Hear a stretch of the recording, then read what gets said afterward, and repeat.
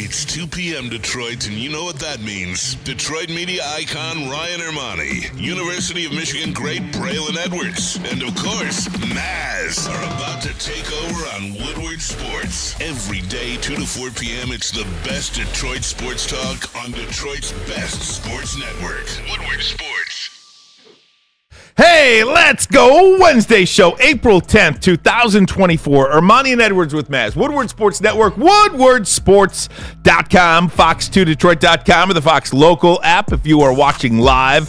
If you're watching on YouTube, part of the over 63,000 subscribers on this platform, we say hello to you. Hit the like button. Subscribe to Woodward Sports on YouTube. The great Braylon Edwards, good afternoon to you, my friend. Too kind. Man. Too kind. I don't know about great, but enjoying being in the house, man. Back with you guys, day 2. The whole team is here together, rocking a new hat, new sweatshirt. So feeling good about myself, man. You a Nike guy, Braylon? Always. What? Why do you think I went to Michigan? Oh, man. Nike. Well, then they moved to the Jordan brand, Which is Nike. which is an affiliate. But there were some years in there where I wasn't wearing Michigan. Or I wasn't wearing the new Michigan. Those Adidas years were rough. Terrible. Like, yeah, they send years. So each year, the equipment manager, they'll send packages to the guys currently in NFL. They'll send you a package. That package just start coming. All the other teams like LSU, Florida, Texas, the teams like that, they were like, Adidas. It's a very embarrassing time. Nobody wants Adidas, including Tom Mazaway over there, rocking the Rolling Stone shirt today. Maz, good afternoon to you, my friend. Hey, boys. Good to see you. Good to have everybody here. We got some guests in the house, Family, hopefully we'll put a good show on for them. I think we got a great show lined up for you guys. Dan Dickerson going to join us in the second hour. Absolutely. The Peabody family in studio with us. We're going to bring Jack and Johnny up later in the show and chop up some sports knowledge with them. We had a little auction Woodward Sports experience a while back, and the Peabody family, Jack and Johnny, they are here in studio with us. We'll check in with them in just a little bit. Guys, I do want to start with the Detroit Red Wings. How disappointed were you last night, Braylon? I sat there, and I was so excited to watch Red Wings hockey. We dubbed it the biggest game at 10 years. The biggest Red Wings game ever to be played at Little Caesars Arena, and they dominated much of the game. They just couldn't get it past the goalie, and that is the object of the exercise, is to get it past the goalie. They did, but 1 second left. Well, thank you for that, to get off the schneid, but man, I was disappointed last night. 2 giveaways led to 2 goals within a couple of minutes in the second period, and it was over. 2 giveaways, but this is my takeaway. Look, I was adamant about anybody that the Red Wings were going and got nervous. I want the Wings to have been in, a long-time Red Wings fan. But I'm not going to crush them today like everybody else. Yes, they controlled their own destiny. They had to beat the Caps. The team was right there in front of them. They couldn't get it done. But they weren't like the team that went 0-8, man. They weren't the same team that went 0-8. That team couldn't get shots on goal. That team maybe in 5 games maybe got up about 12 shots. Last night they had 12 or more shots on goal. They had some attempts. So I feel like, all right, the season isn't over. I'm not as angry as I would have been if it would have been another 3 shots on goal, not really getting the shot. Hey, look, play the team, the Capitals, that always seems to play us well when the money's on the line. I'll tell you guys, like you said, the Red Wings dominated that game. It was an ESPN game, matter of fact. Mike Monaco on the call. Ken Daniels, always our guy, Mickey Redmond. But Mike did a great job. It was an exciting game. They carried the play. The killer was the grade 8, your guy, Ovechkin. Under 30 seconds to go, you can't give up a goal like that. 7 seconds to go in the second period. It's terrible. That's always a backbreaker. And they tried their best. Third period, they had a couple of power plays. The goalie just stood on his head last night, had his best game as a Capital. And Washington now jumps them by a point. So does Pittsburgh. So the Wings at Pittsburgh tomorrow.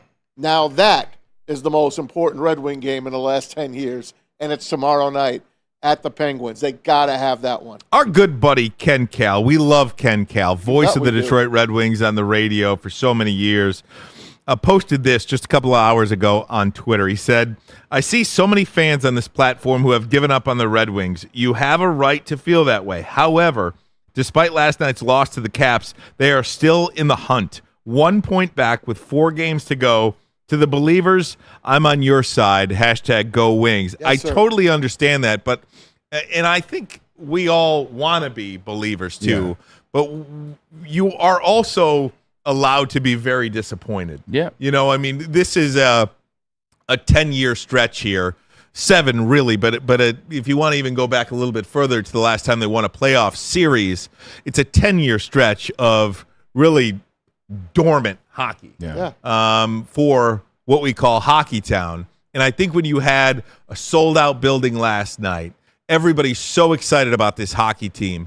A win, and you have like an 83% chance of getting into the postseason. Now you have less than 20 or somewhere around a 20% chance. I think that's a big deal. Not only that, but to not really be in the game, midway through the 2-0, and you just can't get anything in. I do think you have a right to be disappointed. And Maz, you said hot goalie. I'll give it to Hoof-Hearted on the I just love that name. I'm sorry. I love that name in the Woodward Sports chat. I stole it for what was fantasy. Hoof-Hearted. Hot goalie happens in hockey, and all you can do is be frustrated by it. But it always seems to not only happen in hockey, happen against the Red Wings. This is the first time they've really given us a run since they've moved from the Joe Louis Arena. Let's face it. And they've got a great 4-game stretch coming up. You got Pittsburgh, Toronto. You got to beat Montreal. They got a shot, man. They got a great shot. I'll be locked and loaded at the bowling alley tomorrow night watching the Penguins and the Red Wings. It's going to be a playoff game. Bring it to me. I agree, and that's why if you notice, Ryan, I said I'm not as mad as I would have been. I'm still mad. Right. I'm still disappointed. I'm still let down. This is a chance for, like you said, to keep the odds in your favor. Now you got to go through, an end-of-the-year gauntlet. Whether the teams are good or not, it's still hard to win 2, 3, 4 games in a row. But at the same time, we know they're not going to do much in the playoffs because they don't have that star. They don't have that stud. Like last night, because I've talked about it, you got to have that player. You got to have Austin Matthews. You got to have the guy Ovechkin who's in year 20.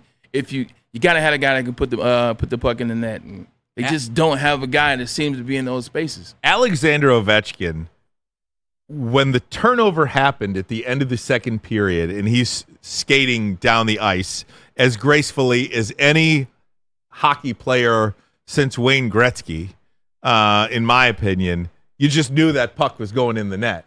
When he's just skating, when he's on the ice, you can expect something. I knew the goal was going to happen, and then all of a sudden the red light goes on and you're down 2-0. He skates with purpose. Oh man, it is such a joy. Yeah. We talk about greats all the time, and with UConn basketball, we'll talk about UConn basketball, but you just need a guy, right, to carry a sport. Caitlin Clark carried women's basketball and lifted that game up to a place we have never seen before.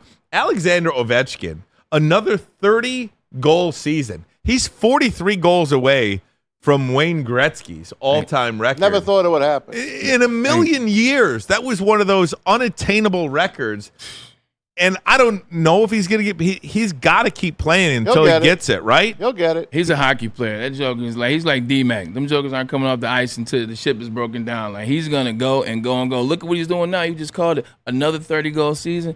You're going to have to drag him off the ice. But again, Ovechkin is just one of those great players that until they leave, I'm not sure you fully appreciate how great they are, how great they were. True. I mean, even, the Red Wings are going to play Sidney Crosby tomorrow night. Yep. And I know that people in Detroit feel some kind of way about Sidney Crosby. Same draft year. It's probably the same way you feel about Tom Brady a little bit as a New York sports fan. You can't fully appreciate guys that you hate, for lack of a better word. We here in Detroit, we grew up with Pistons Bulls, right? Hated Jordan. Hated Michael Jordan to the point where you couldn't even appreciate how great he was. Hated Pippen. And to a certain extent, a lot of people here hate LeBron James because of what he stopped the run to the going to work Pistons. So, I don't know. I just think these great players that do something to your team that you can't fully appreciate them. Braylon Edwards, if you're a Michigan State fan, you probably hate this guy. You can't appreciate his greatness. Who would hate this guy? Look at that smile. Nobody. Look at that smile. Too much. But you're absolutely right. And also, when Ovechkin and Sid the Kid came in the same year, man, like they became almost like a savior to the NHL, man. They took it to the next level with the fast skating, man, the quick shots. It kind of was like a Magic and Bird type of similarity because they had that rivalry right away. But glad they both got chips. We're looking for ours. Yeah, Ovechkin's been buried in Washington. No one pays attention to the Capitals. They had one good run. They won the Stanley Cup. But that's it. I've really admit myself, as a hockey fan, as a sports fan, I just never paid attention to him. If you told me who's the second greatest goal scorer ever, I would never say Ovechkin. Right. Never in a million years. You wouldn't guess it No. ever. No. Well, I'll tell you this much. I hope he doesn't score again this season because there's 4 games left. Washington right now has the second wild card spot. They have 85 points. Then Pittsburgh and Detroit both at 84 points, 1 point back. Philadelphia not dead yet either. They have 83 points, but Detroit and Pittsburgh and Washington have a game in hand. This game, Detroit and Pittsburgh tomorrow night, is as important a game again as we've seen in a long time. I said the Pistons. If the Red Wings lose that game, they're done. It's over. Pretty much. They got to get at least 1 point. They got to win the game. They got to win the game. They got to get at least 1 point. They got to win the game. They got to get 2 points. Okay. And let them win it in a shootout or something. Yeah, well, yeah, they got to get 2 points. If they get a point, they're still dead to you, Ryan? If they get a point, they're still dead because Washington Still ahead. Yeah, absolutely. So you need help, in other words. Yeah. Last night you controlled your own destiny. Yeah. Now you need a little help. That's what it comes down to. That's the worst feeling to be in, man. Like, I know it's a different sport, but 2007, I'm with the Cleveland Browns. There's 2 games left in the season. If we beat the Cincinnati Bengals game 15, we go to the playoffs. So we were all having fun. We were like, we control our destiny. We're going to beat them, take it easy last game, get into the playoffs for the first time in a long time. Then we lost to the Cincinnati Bengals. That next week, man, the energy and how tight a certain situation got for all of us, it was like night and day. It's one of the worst experience in terms of how quickly, because I'd never been to the playoffs at that time, Ryan, but how quickly that emotion changed from hey to oh shoot. Now we got to win, and now we need help. You got to watch the scoreboard. We need the Tennessee Titans to lose. Yeah. They won. So it sucks. That happens, man. No doubt. So we'll see what happens with the Detroit Red Wings. I do want to mention that we got a lot of football talk today, guys. We got a lot of Lions talk, a lot of NFL draft talk, and, of course, Dan Dickerson, the voice of the Tigers, is going to join us top of hour number 2. But I wanted to get to this just as a little bit of a follow-up to what we discussed yesterday when it came to Caitlin Clark, this all-world basketball player that has taken this country by storm. 18.7 million viewers on a Sunday afternoon at 3 o'clock for the Women's National Championship game. That is more viewers than the World Series, than the NBA Finals, than the Masters, than the Indy 500, than the Daytona 500, than the Big Ten Championship, the Orange Bowl, all of it. I told you she was going to outrate the men. Last night we got the numbers. She outrated the men. 14 million viewers for the men, 18 million viewers for the women. They got to get this game off at 9:20 on a Monday night. It's got to change because I will tell you, I believe that is the sole reason why only 14 million people watch that game. It's not the sole reason. So it's on TBS, too. Well, there you go. It's not on a regular so it's not channel. the sole reason, but... Yeah. And the game isn't... There's no Caitlin Clark in that game. Zach Edey is not Caitlin Clark. The UConn Huskies are not Iowa. 100%. They're not South Carolina. They're just not. Yeah. Also, too, you're watching greatness. You're watching greatness personified. You're watching something that we don't know if we'll see again, or this is the first time we're seeing it. And how she plays the game. She plays like Steph Curry, and she's mastered at the collegiate level. You're following a star. Women's sports still has stars. Angel Reese is a star. Juju Watkins is a star. Caitlin Clark is the star. College basketball, who are you watching? Zach Edey? Right. So two-time Naismith winner. We don't even know if he's getting drafted. Yeah. So people aren't tuning in to watch these guys anymore. You used to tune into the draft. To the Final Four because these are going to be the next up stars. Whether it's Tim Duncan, whether it's insert star here, Michael Jordan in the '80s, you watch it because here comes the stars. Now it's no stars because they're not going to college. Christian Laettner was Jerry better than Stackhouse, Chris Rasheed Webber. Wallace, Chris Webber. Man. Right. Yeah, now it's like they don't go to college. They go to the overtime leagues. They stay the extra year. They go to the G League. Then they go straight to the NBA, so you don't get a chance to watch them. It's not fun. Listen, Caitlin Clark, she changed the way I watch sports. How so? Because I never would have went out of my way to watch a women's game. Now, I've always watched the women's Final Four. You I've got 3 always watched daughters. it. Pardon? You got 3 daughters. I'm just Yes. telling the people, Yeah. it's not like you're a women's sports hater. No, I'm not. I coach women's sports. It is what it is. But I went out of my way to follow this woman, to follow this girl. I just love the way she plays. She literally is, to me, Steph Curry in a woman's body. Yep. She's Steph Curry. What's my favorite way to watch a basketball game? I love Steph Curry. To me, he changed the NBA. That's what I like. Jams are great. Dunks are great. It's great passes. Give me a guy that could just walk over half court and chuck it up. Okay? I love that. And Caitlin Clark is that. And I love it. And she owns me, man. I'm going to watch her. That's funny. Like, that's exactly where I was going with that. When Matt was talking about his love for Caitlin Clark, I was like, Matt's favorite player is Steph Curry. So I guarantee he sees the similarities. But the thing I appreciate about Matt is Matt evolves and he adapts. Maz is sitting here, 60 plus. His favorite player is Steph Curry. His favorite second player might be Caitlin Clark. I love the ability. A lot of older guys get stuck in their ways. They don't want to see change and adaptation, but not Maz. If I wore a basketball jersey, I would order a Caitlin Clark jersey. Yeah. I swear to God, I would. I believe you. Speaking of change, okay, and adaptation, the UConn men have won back-to-back championships. They are one of the blue blood programs of college basketball. 6 championships in 25 years. Dan Hurley was interviewed, the head coach of UConn, and had this to say about the type of player that he is recruiting. There's measurable talents you have to have, right? The height, the speed, the skill set.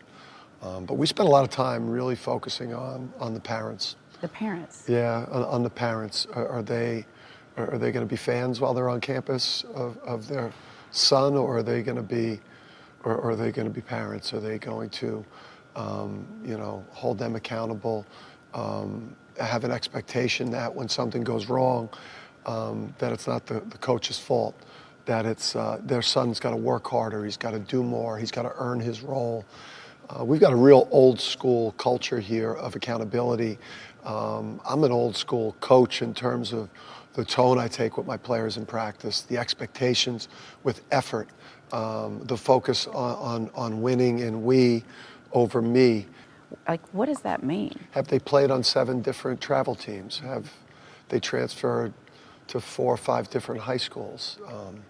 When you talk to the parents in the recruiting process, are they constantly complaining about the coaches after a bad game, or are they, sending you a text or you having a conversation, where their son has got to do more, he's got to play harder, he's got to work on his skills. They tell on themselves, they drop hints, and you've got the wrong type of kind of people in that inner circle around your players, they'll sink your program.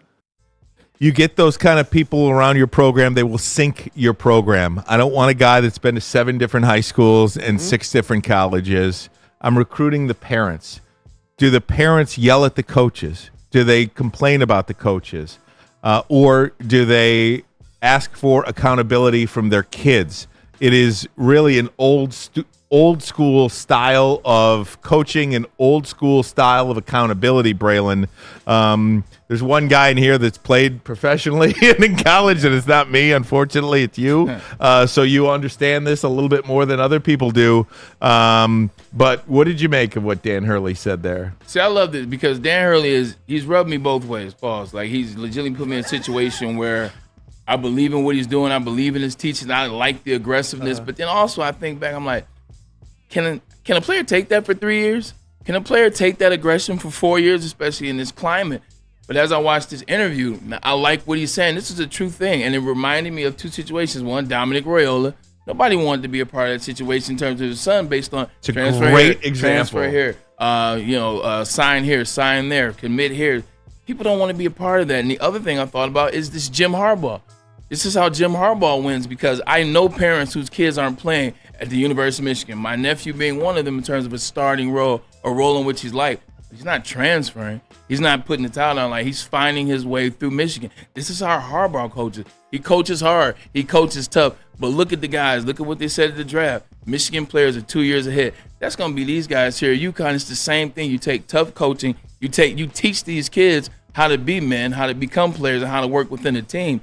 Reminds me of Michigan. They're a team in Ann Arbor. That's why they're national champs. They're a team in Stores, and that's why they're national champs. He grew up in Jersey City, New Jersey. It was well said, Braylon. His dad's a coach for 40 years at St. Anthony's High School. They all played for their dad. They all know their dad. Jersey City, blue collar as it gets. I grew up there. Yeah. It's just the Jersey, Detroit, Chicago attitude. Tough guy, play street ball outside. Give me a playground guy any day of the week over a guy that's grown up with everything handed to him. Those are the guys that Dan Hurley wants.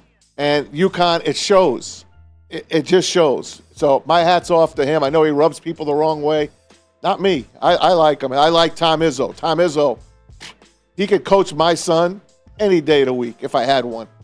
It's to me, it's kind of like when you go to college, back when I was growing up, when you go to college, your coach isn't your friend.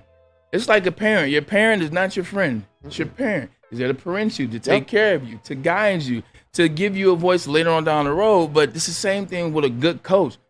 And coaches that understand that, like Dan Hurley, like Jim Harbaugh, they realize I'm not trying to be your friend. I'm trying to be your coach. I'm trying to guide you, trying to teach you a certain thing. And when you get enough kids to buy into that, you create a powerhouse. You create a program. And I think Dan Hurley he'll sustain this for a very long time if he stays true to it. If you have a couple bumps in the road, don't try to switch the game up because it's evolved. Stay true. One of the things that you said really struck me, though, Braylon, because you said what type of player could handle 3 or even 4 years of Dan Hurley coaching that way, because he coaches them hard. He's rough on them. He's demanding of them. The type of player that can handle that is the type of player that's been doing that their whole life with their parents. Yep.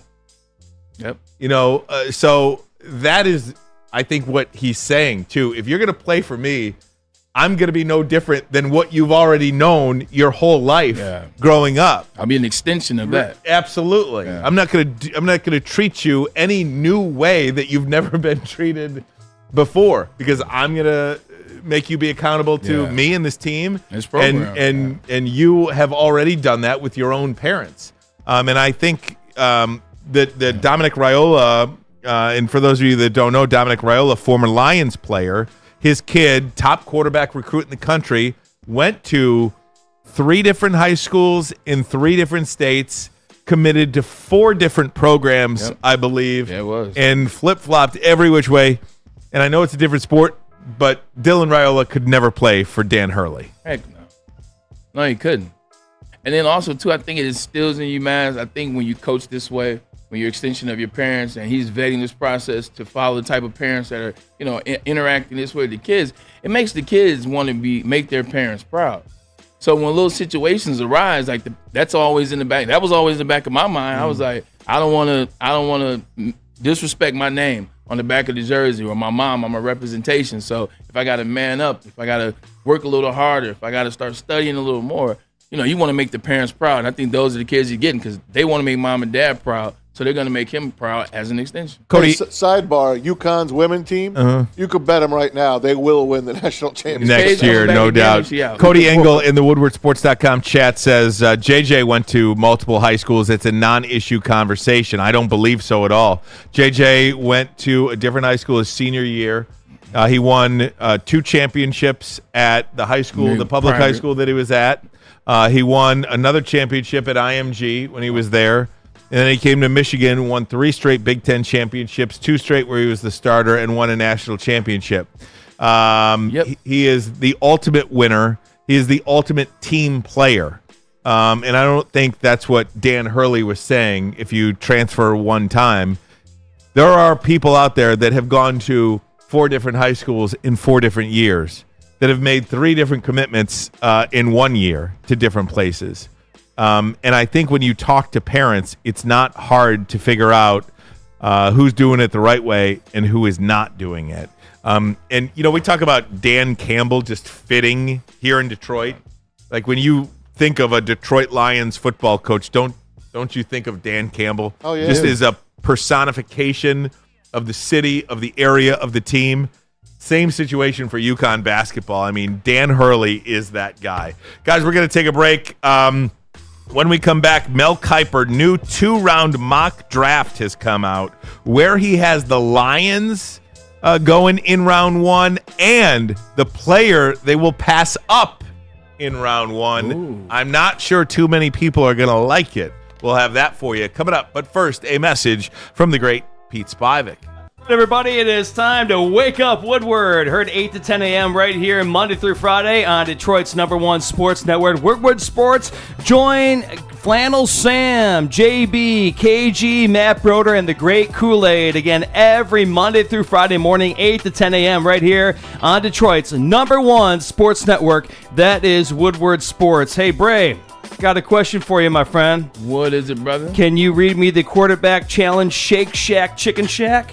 I can't, or you can just have it ready for me next time. You just tell me. You just surprise me. Can you have it there? Maybe I could if you would just tell me about it. Shake Shack and Woodward Sports want me to remind you that, look, it is always football season, and this year coming up, you get a chance to win 2 free tickets to the Lions home opener. That's right, the Kings in the North. All you have to do is scan the QR code on the screen right now, or wait till you get home. Go to woodwardsports.com, click the link. Also, just check out one of those Chicken Shack sandwiches from Shake Shack. QB Challenge, win 2 tickets. Register now.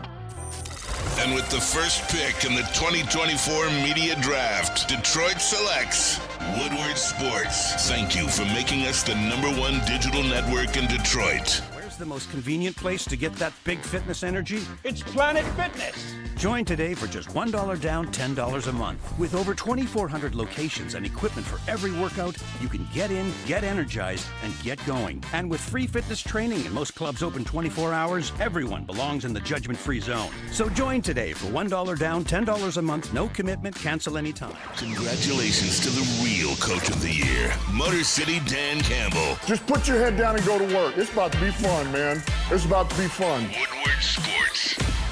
Any Lady Jane's haircuts for men, and claim your throne for a king's treatment from one of our talented stylists. Open 7 days a week. Walk in anytime. Just get to a Lady Jane's today and receive a precision haircut, scalp massage, hot lather neck shave, and a hot towel treatment. A haircut should not be a chore. It should be an experience. And that's exactly what Lady Jane's has to offer.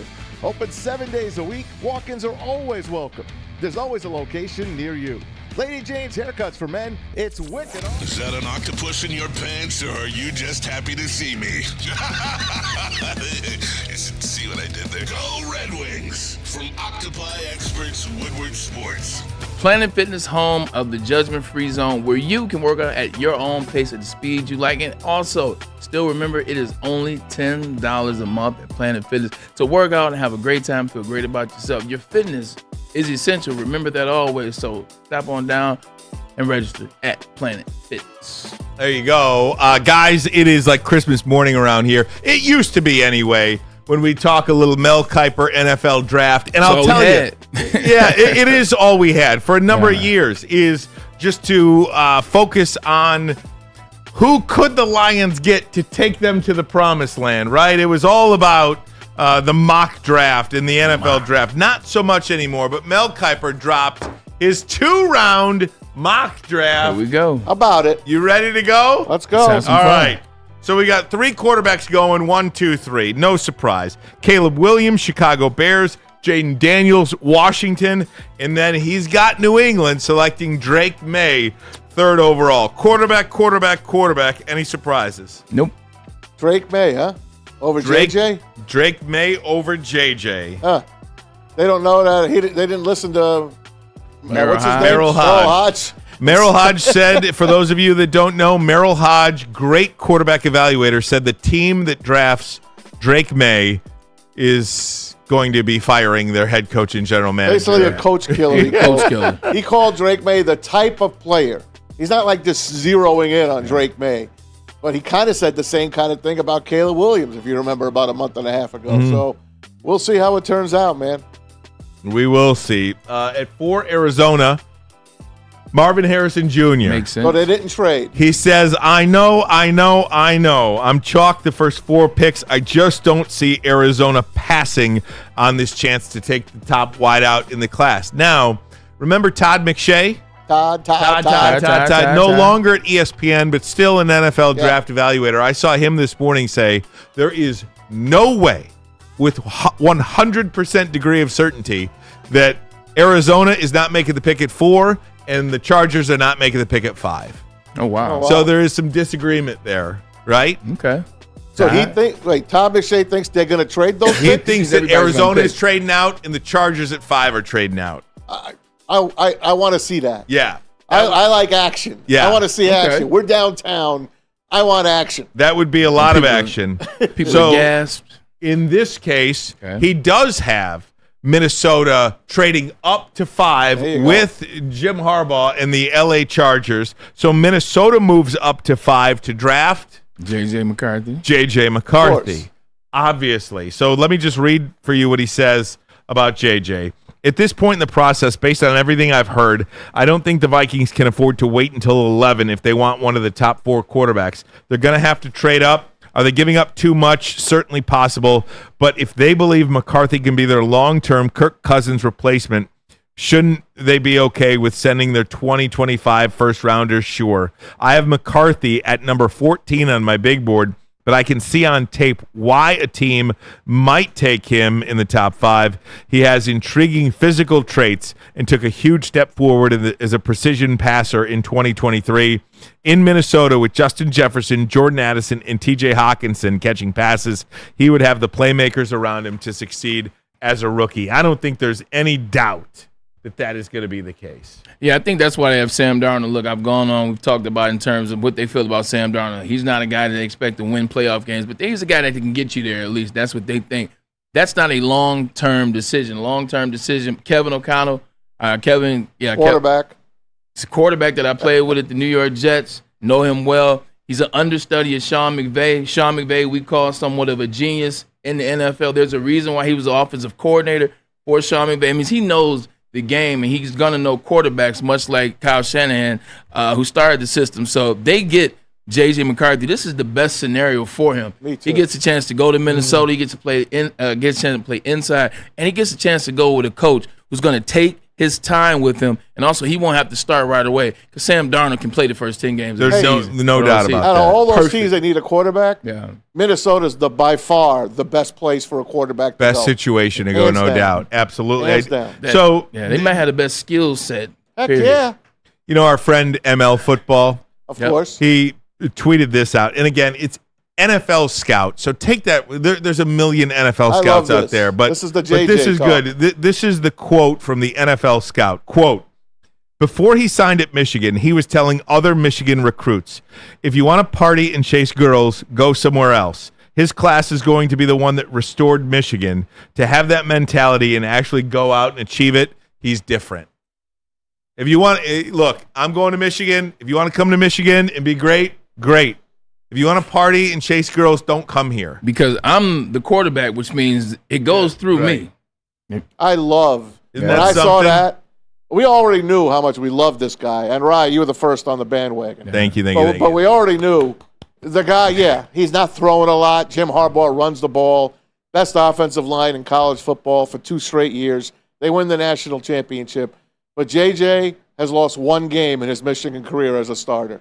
And then you heard what he did in high school. How many championships in high school? Well, 2 championships at the public school And he was then at, and then an IMG. IMG. A national The guy is an championship. absolute winner. So 4 championships in his 6 years of playing a starting quarterback. That's pretty damn good. It's a winning mentality. You know, Bray, I thought about this earlier when I read this. I wanted to ask you about it. Some guys, they're not the most talented people in the world. Like if you lined up Caleb Williams and J.J. McCarthy, and you told him to go through all these drills to find out the most athletic player in the world, J.J. McCarthy is not winning that challenge. But when somebody is just a winner that has a mentality, how far does that go in an NFL locker room? Hell, in a college locker room, when you just know that the guy leading your organization is a winner? Yeah. How much does that matter?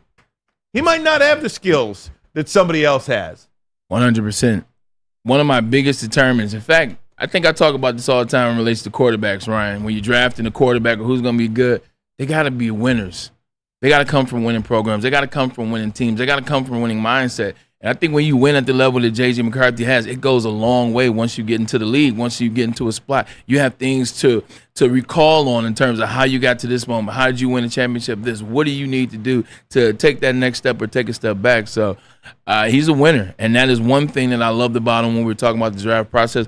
We'll see what he does. With winners, you get around the right situation. I mean, just look at Tom Brady. Like, I don't want to take it there because it's Michigan to Michigan, but just look at there. Tom Brady was a winner in high school. Tom Brady won the Big Ten championship when he was at Michigan. He had the one season where he kept coming back, the cardiac kid. Then he goes to a team. Great situation with Charlie White, Charlie Weiss. Charlie Weiss. With Charlie Weiss, who's an offensive savant at the time, and Bill Belichick, you mash that together, and Tom Brady turns into something more. He shows something more. It could be a similar situation with JJ, where you mash him with the right situation. Give him some time. Let him take off, man. It could be a match made in heaven. I think it's just such a great metaphor for life, too. I mean, if you are a player, if you work in an organization, if you have a job across the street at the Speedway, show up every day on time. With a smile. Work hard. Be a good person. And you'll be so surprised the benefits that come from that. People want to be around you. Yeah. If you're a jerk, nobody wants to be around you. Nobody wants you in their organization. If you're a prima donna out there, nobody wants you. Nobody wants to be around you. Yeah. You smile, you treat people right, you work hard, you show up. Forget about football. That's life. I was there in 2012 when the Seattle Seahawks drafted Russell Wilson, and it was the very same thing. Now, later on down the line, you had teammates say whatever, but I just don't think everybody is Russell Wilson's cup of tea or their whatever. You get the phrase I'm talking about. But he came in. I didn't necessarily see greatness out of him. I didn't see a guy that was going to the Hall of Fame. Saw a decent quarterback, but I saw a guy that wanted to win. I saw a guy that put in the time. I saw the guy that started trying to lead when he didn't even have a starting job yet. He was fighting with the quarterback from Green Bay. I forgot his name. Matt Flynn. Matt Flynn. So he's not even the starting quarterback yet, but he's leading. He's leading by example. He's watching him. He's putting in the time.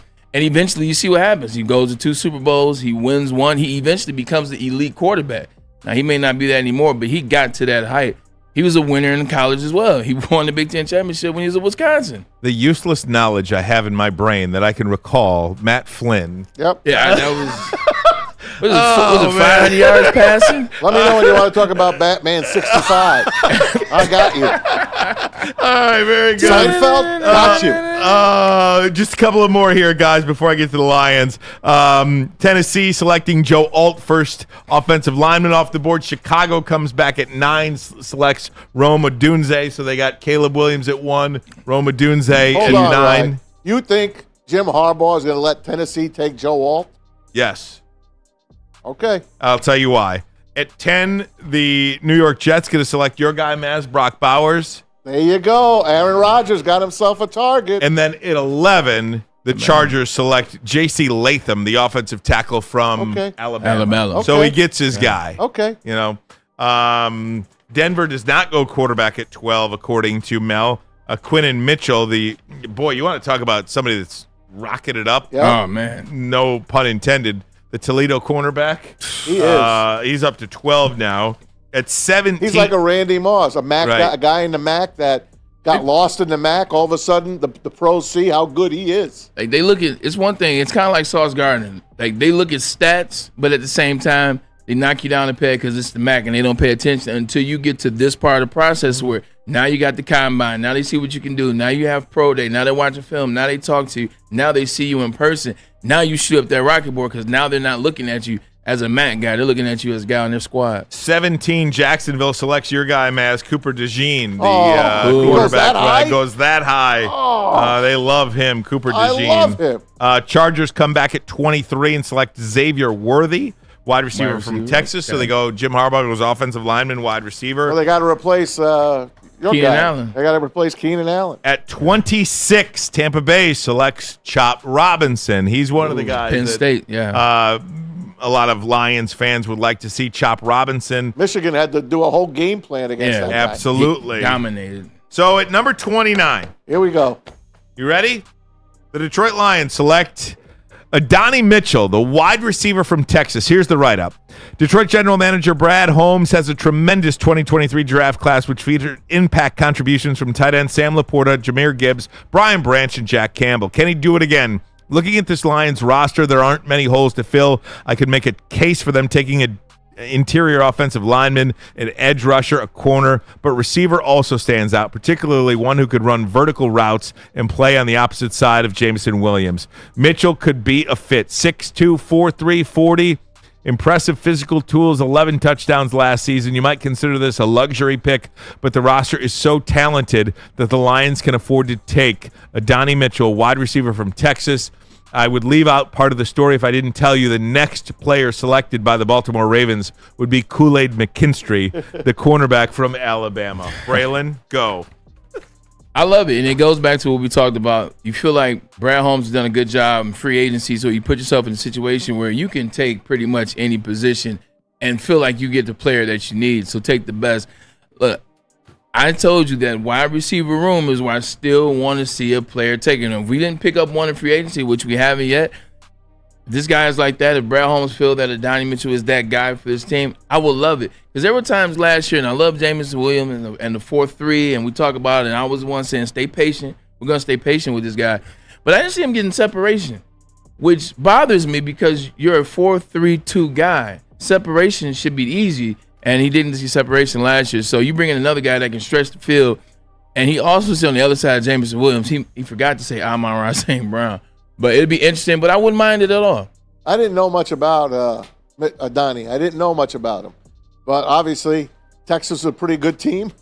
If Brad Holmes is happy taking a wide out there, I don't know. I would hope that that Cooper DeJean would fall to that position. I really believe you got to take care of your defensive backfield. Can you imagine Kool-Aid McKinstry and Brian Branch in the same backfield again? I need those guys. Yeah, I feel like I don't feel like I don't feel like he would take a wide receiver over that pick. I'm not reaching for a receiver. If I'm going to reach for a defensive back. Unless he feels like he can get Mikey Sanders still in the second round. Unless he does that, because in this mock draft, Mikey Sanders still goes 59 to Houston. Detroit picks at 61. Yeah. So would you be okay with that? No. If they went Adonai Mitchell and then somehow maneuvered to get Mike Sanders still? You see what I'm saying? Yes. The draft doesn't end on Thursday. No. Right? So that would be part of it, because Sanders still, if he goes to Houston at 59, 61's right there. Brad Holmes is not going to get his guy. Correct. If that's who he wants. I'm going to recant what I said. I'm just thinking about the process. I want Kool-Aid McKinstry. I would take him over Adonai Mitchell, and I'm going to tell you why. You shore up the back end, and what I mean by that is that secondary. Now you get Aiden, you get those guys on the line. They have more time, and Liam McNeil, like they have more time to get to the quarterback because you have guys that can cover. You got guys that can cover the best tight ends. You got guys that can cover wide receivers. The more longer it takes wide receivers to get open, that's just defensive end licking their chops to be able to get to the quarterback. Give me the DB. Yeah. Speaking of defensive end, how does that first round end, right? It ends with Kool-Aid McKinstry at 30. Yep. Then it ends with offensive tackle from Washington go to the 49ers at 31. Xavier Legette, the wide receiver from South Carolina, go into the Chiefs. 4-2-1 himself. I definitely see them taking a receiver. Absolutely. Let me just say, 61, second-round pick for the Lions, Adisa Isaac. Who is Adisa Isaac, you say? Yeah. Penn State. He is the defensive end from Penn State. Isaac was overshadowed by Chop Robinson, but he actually outproduced his teammate, racking up 7.5 sacks. Wow. Not as explosive as Chop Robinson, but he's a well-rounded defender, an impressive get-off at the snap. 247 would play great opposite Aiden Hutchinson. 3 Michigan guys go in the second round. Chris Jenkins at 48. Roman Wilson to the Cincinnati Bengals. They love those Michigan players. Absolutely. And then Mike Sanders still So a lot to chew on there. 3 Michigan guys, second-round picks, and, of course, the Lions. But I think that would be an ideal scenario, too. I mean, I love Kool-Aid McKinstry. I love to pair him, Alabama, with Brian Branch. That would be ideal to me. But if you can get an elite wide receiver and Mike Sanders still in that second round, which I do believe that's a perfect Brad Holmes, Dan Campbell guy, that's one heck of a draft. I'm taking whoever the Ravens want. Because it just seems to work that way, doesn't it? Did you see what the Ravens GM said, Ryan? No. He was talking about players in the draft. He said because of NIL, because of transfer portal, because of all these extra years that they're giving these college players, he said there's not really a lot of good players in the draft. He said there's not really a lot of players to choose from in this draft. So, when we get these grades on drafts or it's this many drafts or this many players, GMs are starting to say that his drafts aren't really loaded like that because everybody's staying and getting extra years. All right, guys, let's take a break here. We'll continue talking a little NFL draft. We'll talk to Dan Dickerson at the top of the hour, and then we'll go through more NFL topics. Local guy getting paid as well. Did you see your guy, the Kansas City Chiefs? I did. All right, very good. We'll have that in hour number 2 as well. But first, a message from Sports merch. Woodward Sports. That's right, everybody. Head to shop.woodwardsports.com and get the latest Detroit sports merch, including the new political style t-shirt, Brad Holmes, Dan Campbell. That's a ticket I'd vote for. Hopefully that's a ticket you vote for as well. Also check out that LFGRW hoodie. You know what that stands for. Get all the latest hats, hoodies, and tees that are guaranteed to turn heads. Head to shop.woodwardsports.com, and we shall return. Congratulations to the real Coach of the Year, Motor City Dan Campbell. Just put your head down and go to work. It's about to be fun, man. It's about to be fun. Woodward Sports. Where's the most convenient place to get that big fitness energy? It's Planet Fitness. Join today for just $1 down, $10 a month. With over 2,400 locations and equipment for every workout, you can get in, get energized, and get going. And with free fitness training and most clubs open 24 hours, everyone belongs in the judgment-free zone. So join today for $1 down, $10 a month, no commitment, cancel anytime. You smell that? That's Brad Holmes cooking. And the off-season smells good. Woodward Sports. To any Lady Jane's Haircuts for Men and claim your throne for a king's treatment from one of our talented stylists. Open 7 days a week. Walk in anytime. Just get to a Lady Jane's today and receive a precision haircut, scalp massage, hot lather neck shave, and a hot towel treatment. A haircut should not be a chore. It should be an experience. And that's exactly what Lady Jane's has to offer. Open 7 days a week. Walk-ins are always welcome. There's always a location near you. Lady Jane's Haircuts for Men, it's wicked awesome.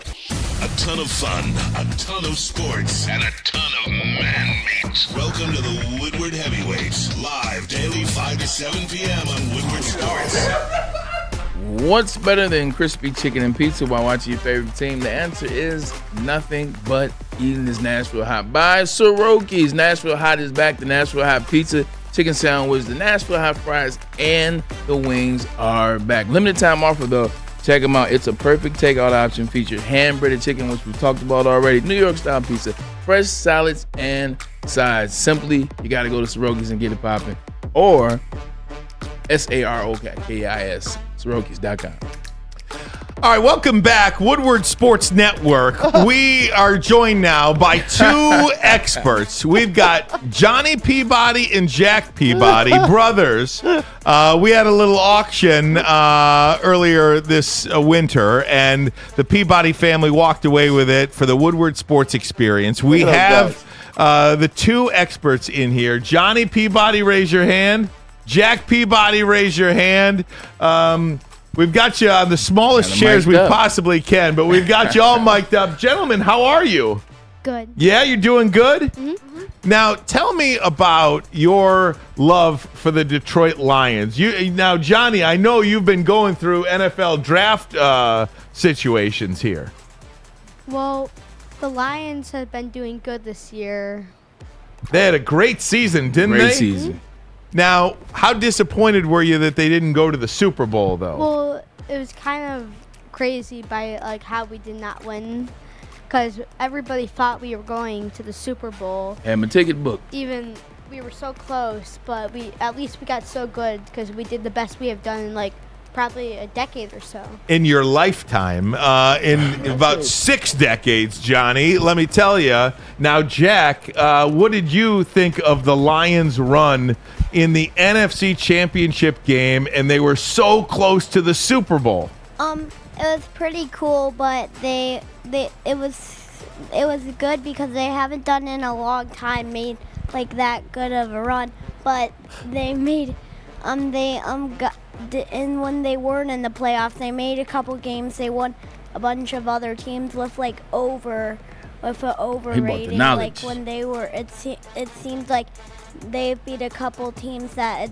everybody thought they were going to lose to, but I don't know how they just lost to that game because they've done it a bunch of times before. Knock it out of the park. Look at this, Jack. look at this little young My analyst goodness. over here. Both of you guys. Now here's a question. Going to put you guys on the spot. Who's your favorite player on the Detroit Lions? Both of you. Probably for me, Aiden Hutchinson or St. Brown. Okay. Amon-Ra St. Brown, really you good know, ones. he catches that ball unlike anything we've ever seen, huh? Well, mine probably is Jahmyr Gibbs Oh, that's a or good one. Jared Goff. Good choice. Now, Good Jahmyr choice. Gibbs, he was the number 6. No, they traded back. What pick was Jahmyr Gibbs 12. last? 12. 12. Yeah, they had 6. They traded back and got Jahmyr Gibbs at number 12. And a lot of people at the time, Johnny, did not believe that was a good draft pick. It turned out that was a really good draft pick because, 1, he's a good player, and 2, he's your favorite player. He brought us to the Super Bowl. On the brink of the Super Bowl. Well, almost. Almost to Close. the Super Bowl. So close. Now, Hey, boy, I got a question for you boys. Now, how old are you guys? Tell me how old you are. 9, and I'm 7. Okay, when I was your age and I was in school, I would be, well, Mom and Dad probably don't want to hear this, but I would be drawing football helmets all the time during school time. Do you guys do that? No. Oh, you're probably a Hey, much better student than I smart was kids. because you Smart used the kids. word decade, which I never even heard of when I was your age. So nice job, fellas. Now, the NFL draft is happening Ooh. downtown Detroit. Do you guys plan on going down there? Or are you just going to watch it maybe on TV? Well, we're probably just going to watch it on TV, but we can't wait to see it. Yeah, we got to tell Mom and Dad that there's an NFL draft experience Ooh, yeah. downtown that they might have to take you to. Campus Marsh. Where you can downtown, play yeah. a lot of games and do a lot of different NFL combine stuff. Is that the Huntington place? That's at Hart Plaza. Oh, that's I right. think They that's did at set up Hart Hart Plaza. Plaza. Give them wrong We information. should, you and I should go down there, Braylon, and we should, and Tom Mazaway, Come down. and we should do our 40 times.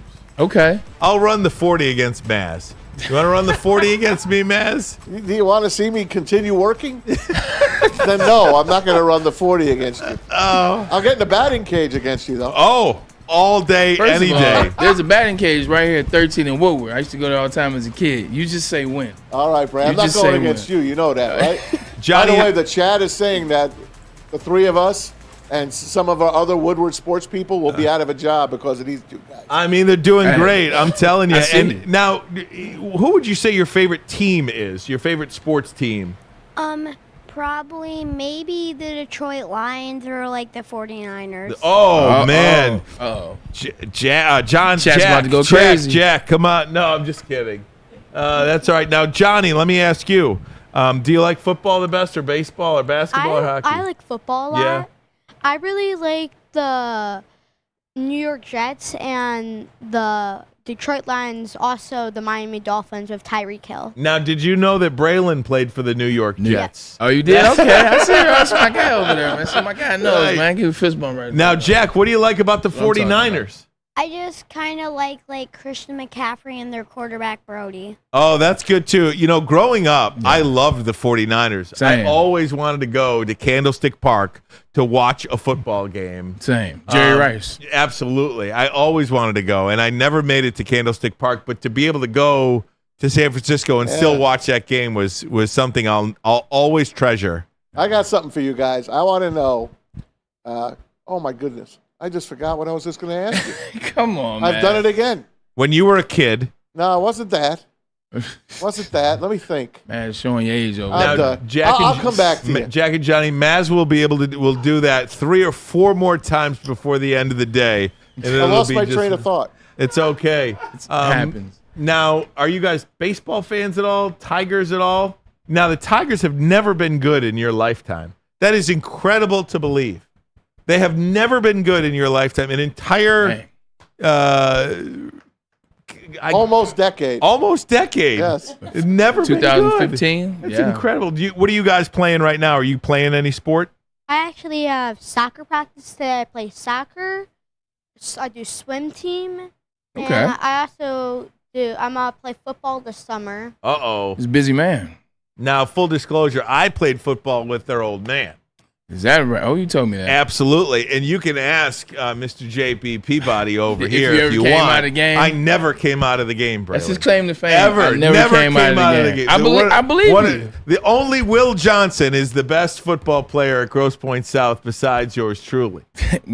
The only player ever to be. Congratulations. Yeah. Hey, How am I remember not what in the Hall of Fame? I remember what I wanted to ask you guys. Same. Do you love like it. Michigan better or Michigan State? Uh-oh. You can be honest. You can be honest. Choose your answer. I know where your mother went to school. Nah.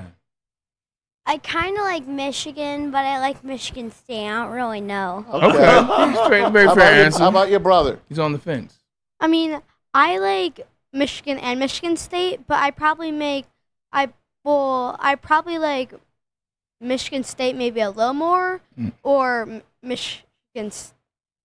Now, you guys actually, These are very Johnny, political answers. you guys actually went to Michigan State's practice indoor facility at the start of last year, was it? On my birthday. On your birthday. How cool That's was a great that? Tell me birthday. about that. Well, it was fun.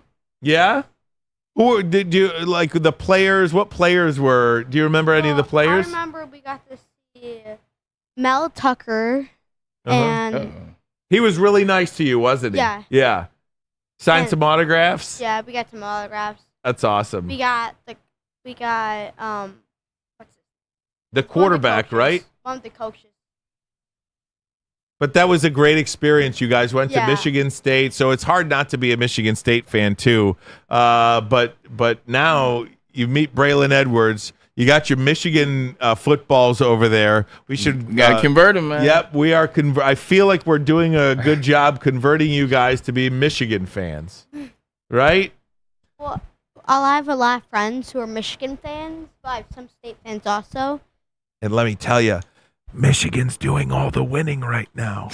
True. I heard you. That is true. Michigan's doing all the winning right now. All right, guys. Do you have any last words for the sports teams here in Detroit? Anything you want to say to Amon-Ra St. Brown or Jared Goff?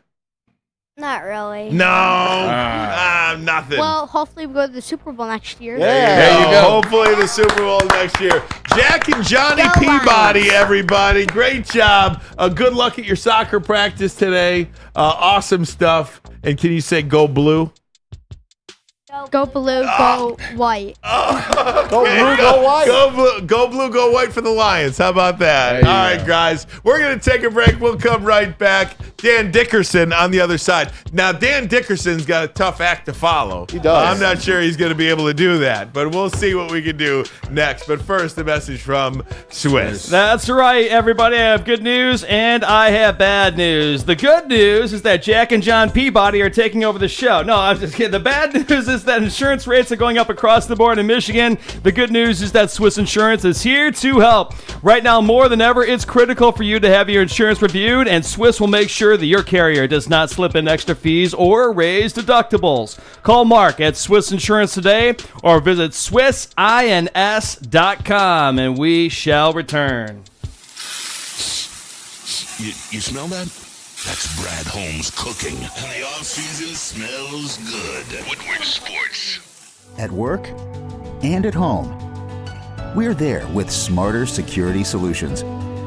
Featuring complete automation with customized alerts and more. For over 90 years, we've been the company that's been counted on to protect what matters most, all with personalized service and care. Right now, for a limited time, receive a free video device plus free installation with a new home system. Guardian Alarm. We protect Michigan. A ton of fun, a ton of sports, and a ton of man meat. Welcome to the Woodward Heavyweights, live daily 5 to 7 p.m. on Woodward Sports. Where's the most convenient place to get that big fitness energy? It's Planet Fitness. Join today for just $1 down, $10 a month. With over 2,400 locations and equipment for every workout, you can get in, get energized, and get going. And with free fitness training and most clubs open 24 hours, everyone belongs in the judgment-free zone. So join today for $1 down, $10 a month, no commitment, cancel anytime.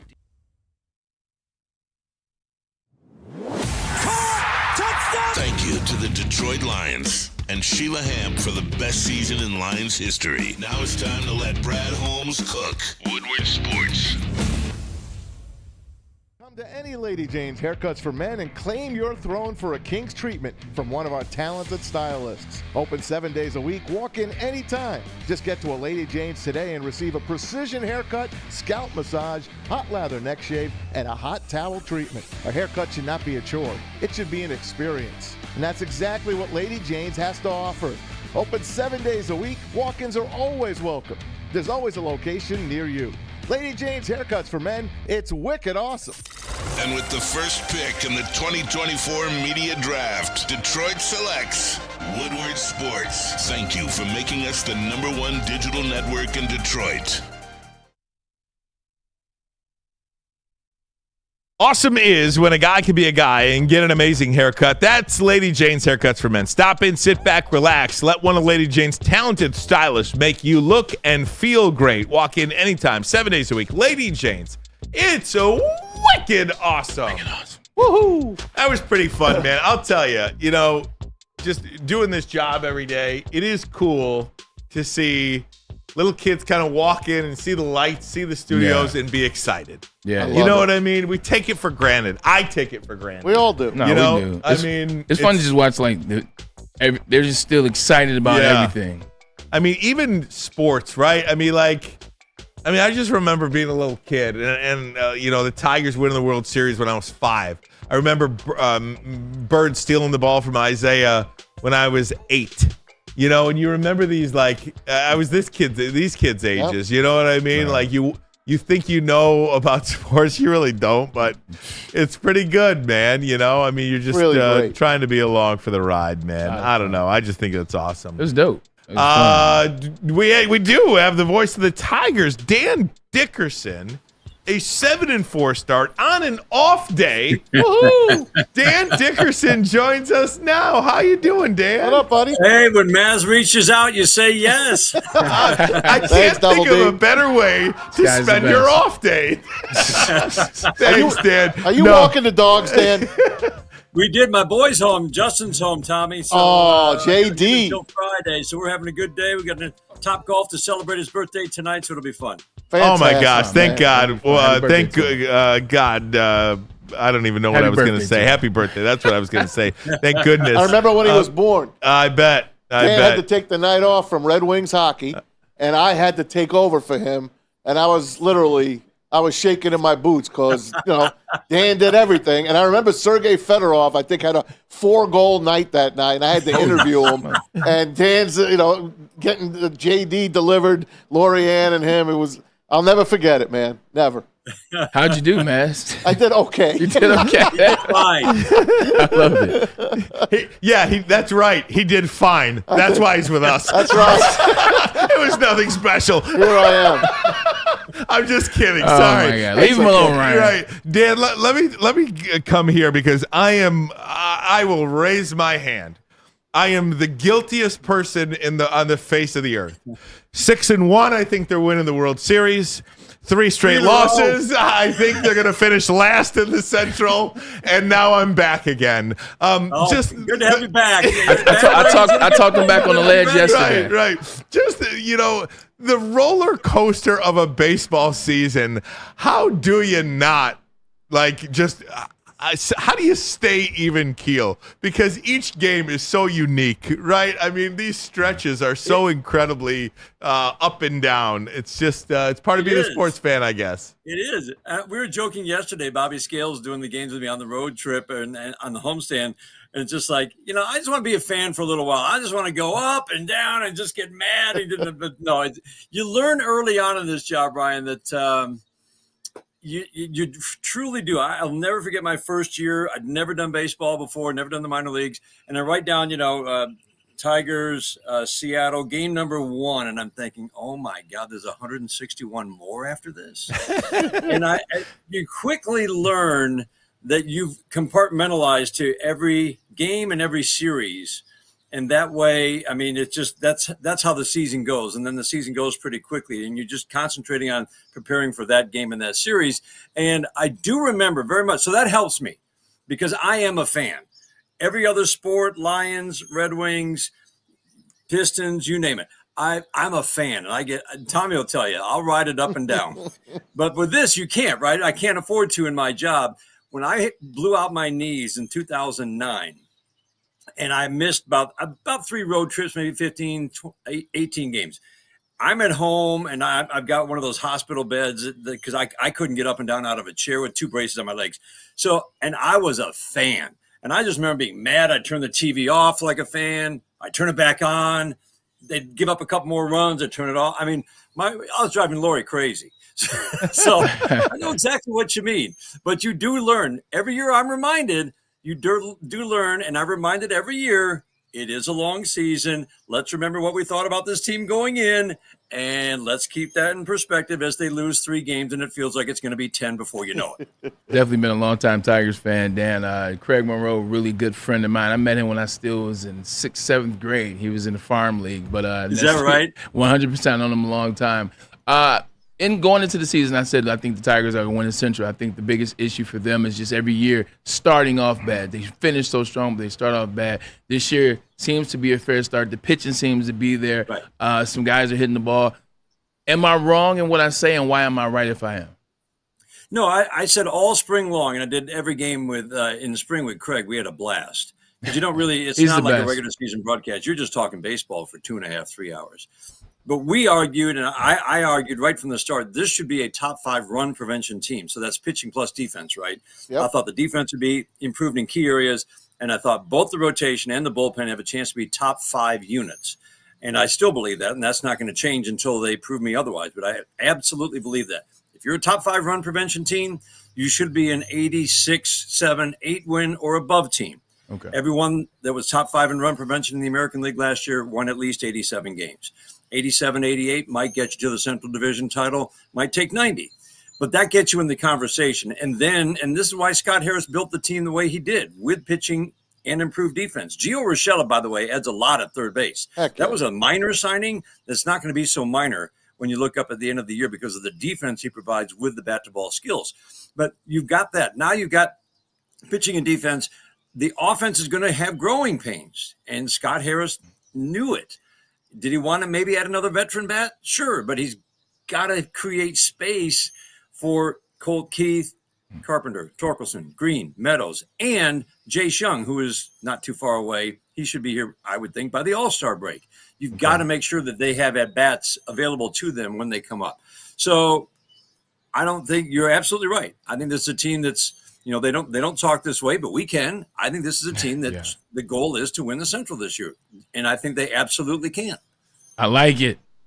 Hey, Dan, how important was this start for them? Because they have not been this good for a long time. It's taken a long time for them to get a start like this. And when you looked at the schedule, these were teams that lined up, and you should beat them. The only problem is you're 4-21 against the A's at Comerica Park, and I don't understand it.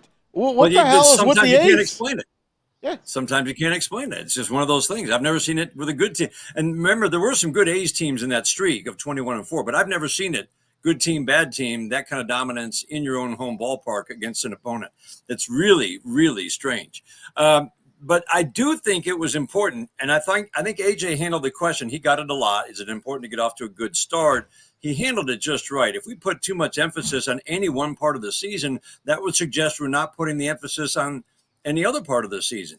In other words, and Jim Leland always used to say, well, what if we don't get off to a good start? Yeah. We're going to punt the rest of the season? Exactly. So he handled it just right.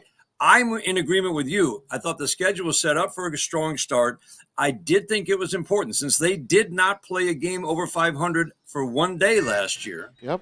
They had a nice finish, 19-10, but there's no pressure on you at that point in the season when you're well below the 500 mark and you're playing some teams that might or might not be going to the postseason. So in other words, it's easier to do that, I think, from where they were. Now let's get above 500 and be in the thick of things.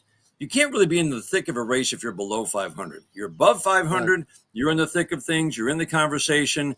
Now it's a different kind of feel for every game. There's a little more pressure. Good. Let's see how they handle it. Jim Leland always talked about it. If there's pressure, that's good. That means there's expectations. There's expectations because you got talent. And that's what he talked about all the time with that 2016, which was full of a lot of guys who hadn't been to the postseason. Let's see how they handle it. So that's what I really wanted to see. Get off to a good start, play above 500, and then stay there. And I think this team's going to do that. Any surprises here, good and bad, so far in this early part of the season for you? No, but I think you have to kind of go back to spring in terms of any surprises or any things to look for. Gio Urshela was a nice little pickup, as I said, because of the bat-to-ball skills. I think the thing that struck me about the lineup, and it's been quiet so far, I know that. Third worst in the American League last year. That's quite obvious. There were subtle improvements in that offense. So where does the improvement lie this year? It comes in the improvement for guys with more at-bats in the major leagues, Greene, Torkelson, Carpenter. It's going to come with Colt Keith because he's going to add an above-average bat in his rookie season. I believe that. But it also comes from lengthening the lineup. You add a Canna and a Urshela. You add guys with just a little bit above average OPS. We said this about Edward Olivares yesterday in Pittsburgh. That 750 to 770 OPS guy. It's a little above league average. That lengthens your lineup. Now all of a sudden, and last year, believe me, this was not the case. Teams could get past that number 5 guy in the lineup, and they could roll 6, 7, 8, 9. Now they're taking a deep breath, and the lineup turns over, and they're rested and ready to go against the best hitters in the lineup. Now they're going to work harder at the bottom part of the lineup. And that's a big deal to me. You've lengthened the lineup with Canna and Urshela, and now you can put Javi Baez 8. You've got Cole Keith hitting 5th, 6th, whatever it might be. So the lengthening of the lineup to me is kind of just a small thing because these weren't bats that made you go, wow. They're really good veteran bats, though, that are going to have an impact on the rest of the lineup. Nothing really changed my opinion from the start of spring training to the end on the pitching side. I felt going in this was a deep rotation because I really think Jack Flaherty is going to pitch like a number 1 or number 2 once the season gets rolling. And I just think that with Matt Manning at AAA, that tells you how much deeper this rotation is. And I think A.J. Hinch has the best bullpen he's had in his time in Detroit. It's deep. He's willing to use any one of those guys to protect a lead late, and they can all go multiple innings. Give A.J. Hinch something to work with in the bullpen. We talk about it a lot, but it's absolutely true.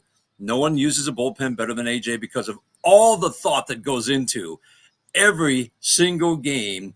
Who's available, where he's going to match him up, what pocket is he going to create for them to have the most success late in the game. It's unbelievable, but the amount of detail and thought that goes into it is incredible. And I think he's really got more tools on the pitching side especially to work with than ever.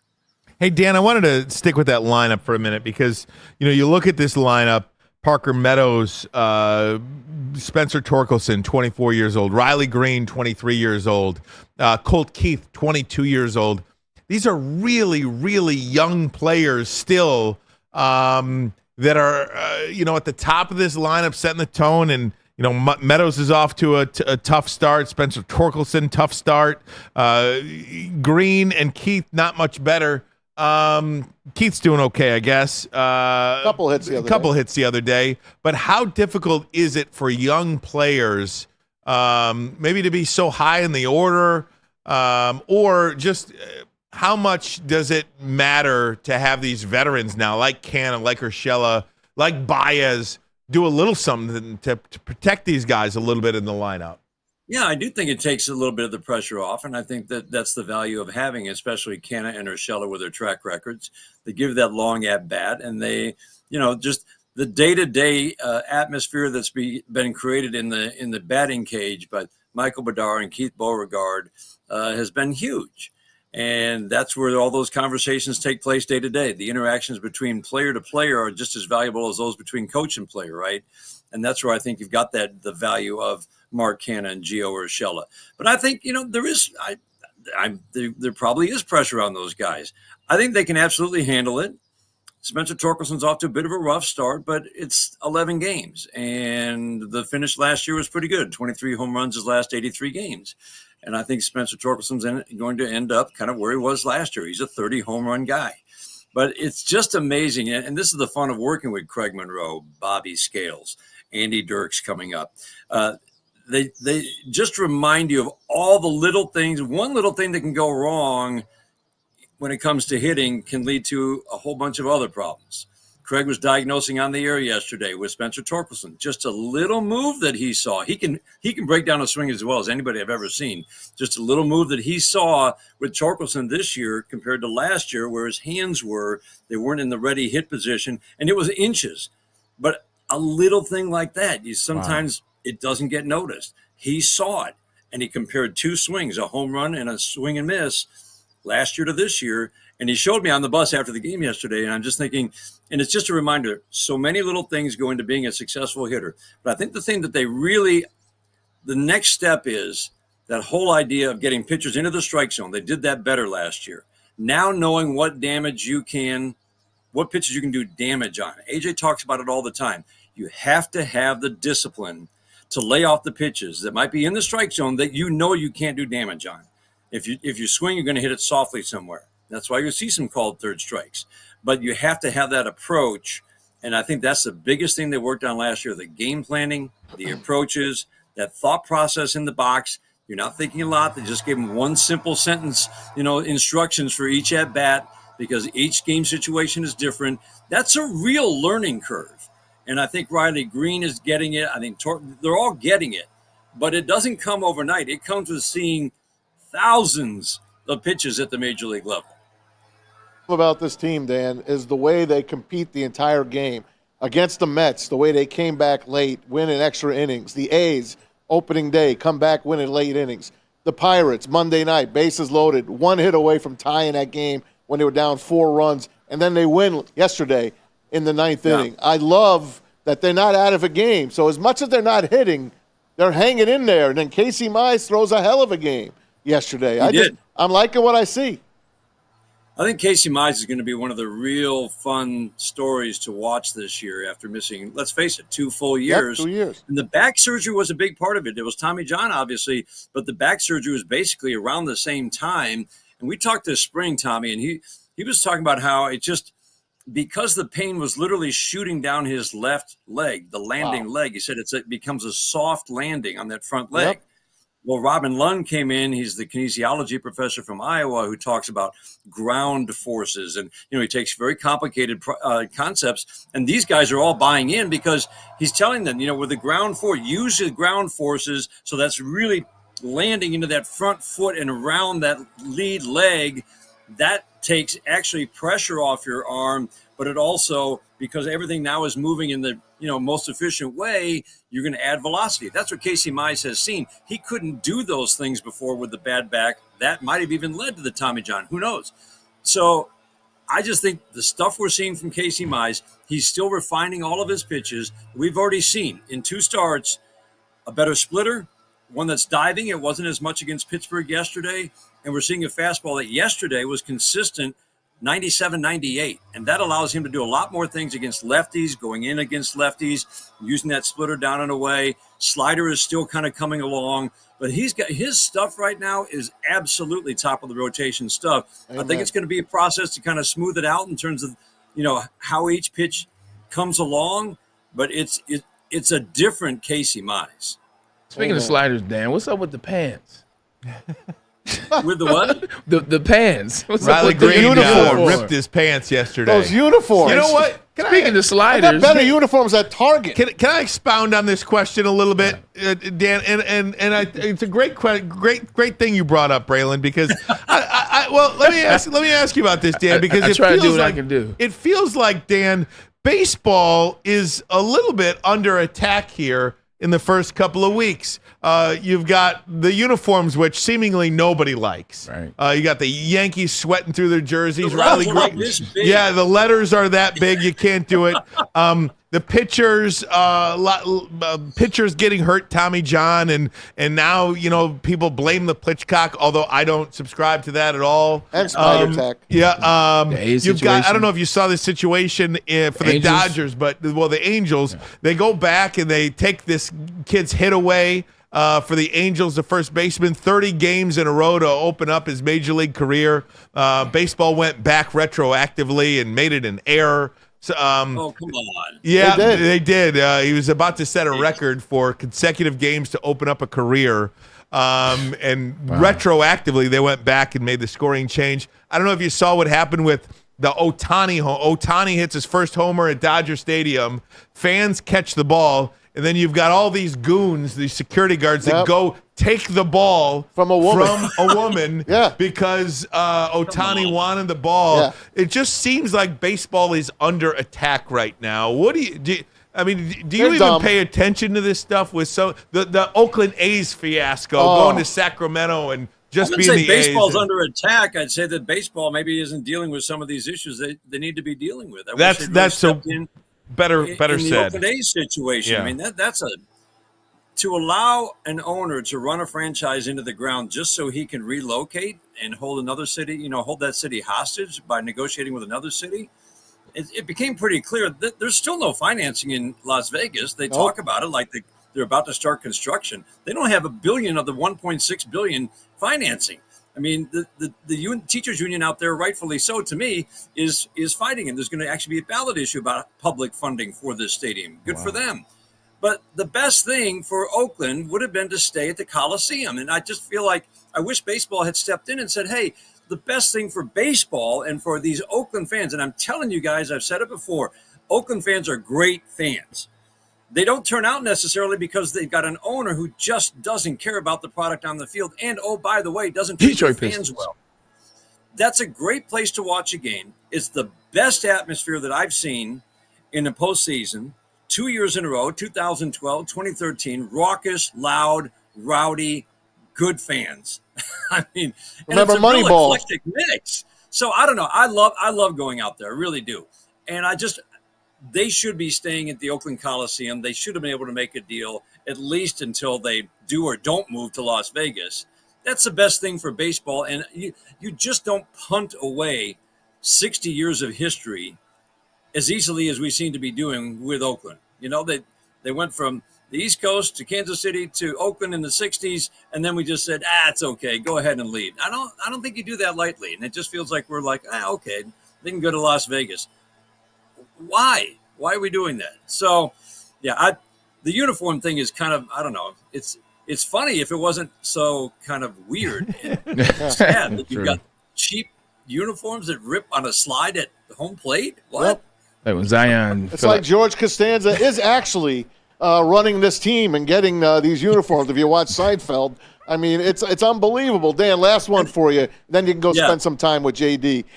This 8-game series coming up at home. You got the Twins. Yeah. Then you got the world champs, the Rangers coming in, and you got beautiful weather right now. So it's all looking good. And and then of course the draft. I know you're a draft Nick, Dan. It's coming, buddy. You're going to be down there. We will. We're gonna be fighting. It's I know. Yeah, that weekend's gonna be something. But I love it. I love the fact that the draft has become this event, and Detroit gets that event because they're gonna pack downtown, and it makes me happy. It brings back memories of those days we used to cover the draft, and I actually thought I used to know something about how the draft might go. Now I just sit back and see who the Lions are gonna draft.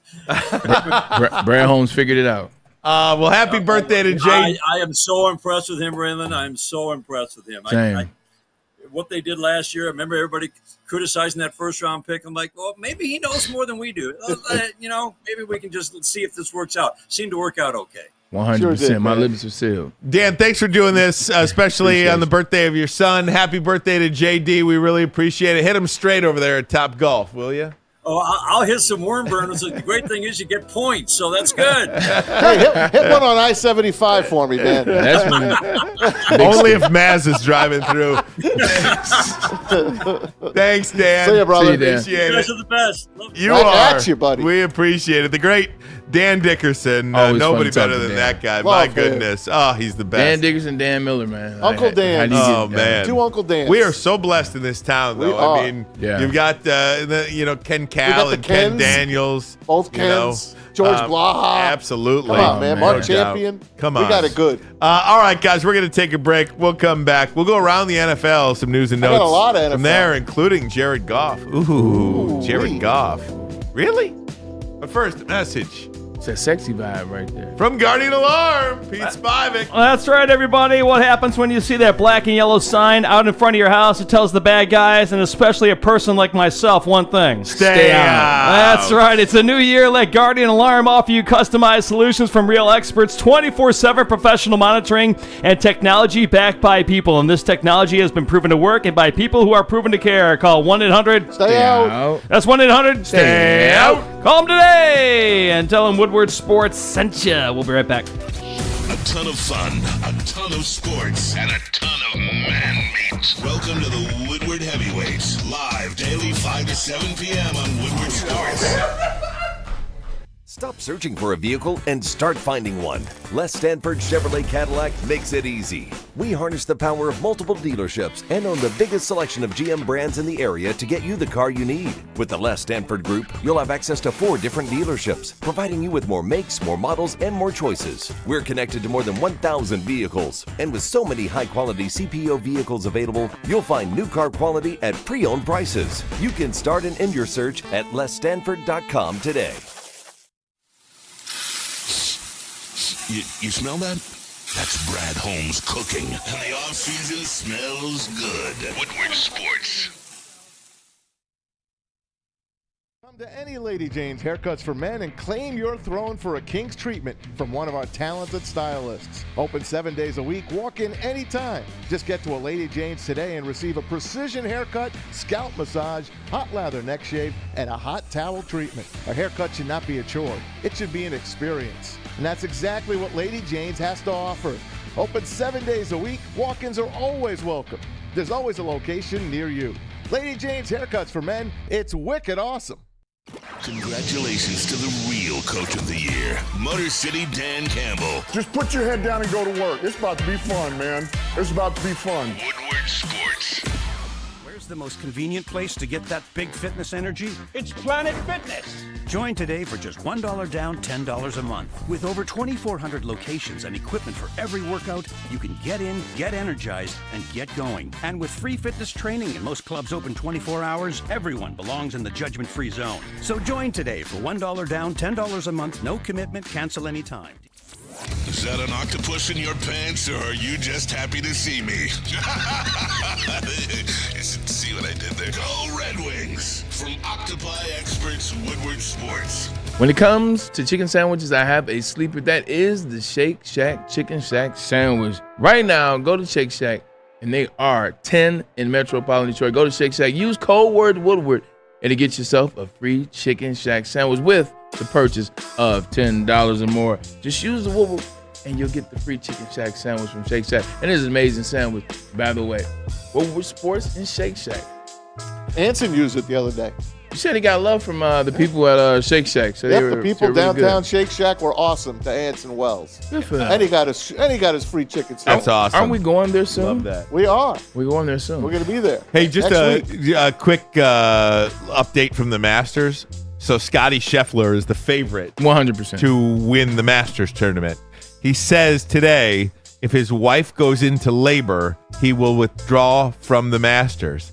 So now you've got all these sports books out there saying we will grade it a loser if he withdraws. because of the labor situation. So Wow. know ahead of time if you are planning to bet. At least you know this. Yes. Right? So many times, you'll make a wager, a bet on something that I don't know. You do those prop parlays, bets, prop bets, prop bets. A guy gets hurt 3 minutes into the game. It sucks. Sometimes Football season, like basketball season, sometimes with some sports book, they'll just cancel it and reevaluate it. Right. Football season, and most they just like, hey, he set foot on the field. Right, not so much. But the sports books are telling you if you bet on Scotty Scheffler to win the Masters and he withdraws, that will be a loser. So I'm just. So at least you know that. I'm just gonna tell you now. Bet Scotty Scheffler. This is why you bet Scotty Scheffler. Any player that has just had a baby or wife is pregnant during the Masters, they've won. Danny Willett did it. Jason Day, I want to say, did it. A couple others did it. Whenever they mention baby and a golfer playing, they're gonna win it. So if I'm you, bet on Scotty Scheffler. She'll have the baby on Monday. And then hope his wife agrees with you. Right. Hey, after we do it as a quick round of the NFL, we got a great cap or no cap. Oh, looking forward to that. Yep, we got a cap or no cap. Look at that. Let's start you off with around the NFL. Let's go. How about this, fellas?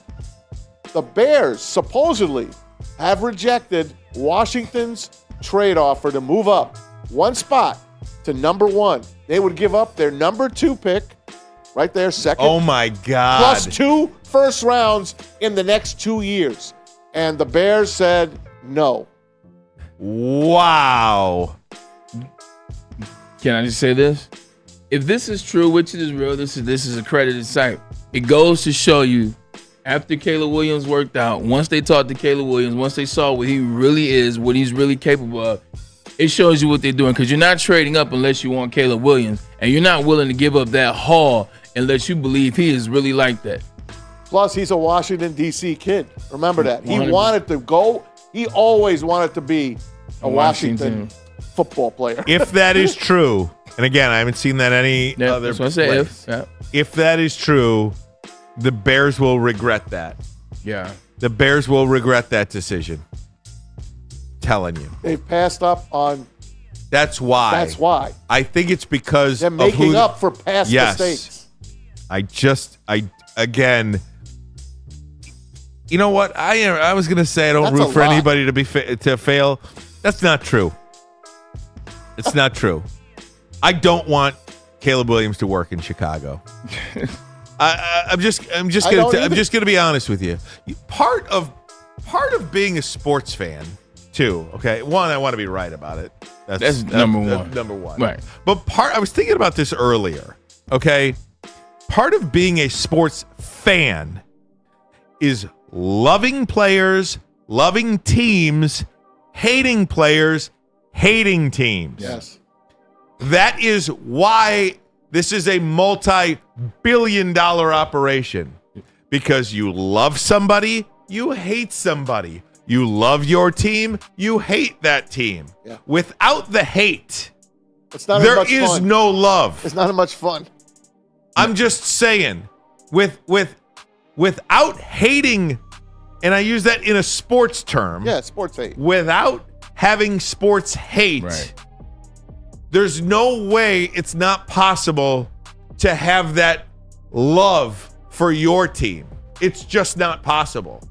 That's why we're all nuts, sports fans. Fanatic. That's why we are fanatics. Yes. Here's a good question. Would you hate Caleb Williams as much if J.J. McCarthy wasn't in this draft? Or if you didn't have so much love for J.J. McCarthy? Yeah, this part has nothing to do with J.J. I just don't like the player. Or the team. Yeah. Okay. And I want to be right about it. Yeah. You make your mind up on somebody, and it's probably I love JJ so much too. I've made my mind up that he's going to be the best quarterback ever. So you know what? There it is. You know who I'm also rooting against? Caleb Williams. Drake May, Caleb Williams, and Jaden Daniels. And oh, by the way, throw Bo Nix and Michael Penix Jr. into the mix as well. I love it. I love it. That's what this is all about. I'm not here to sugarcoat it. I love it. Don't want those guys to succeed. Screw them. I love it, man. Screw them all. Here's something for you guys. This is one of the players. It's possible with these NFL drafts. When free agency started, we were like, we got to get this Josh Allen from the Jags.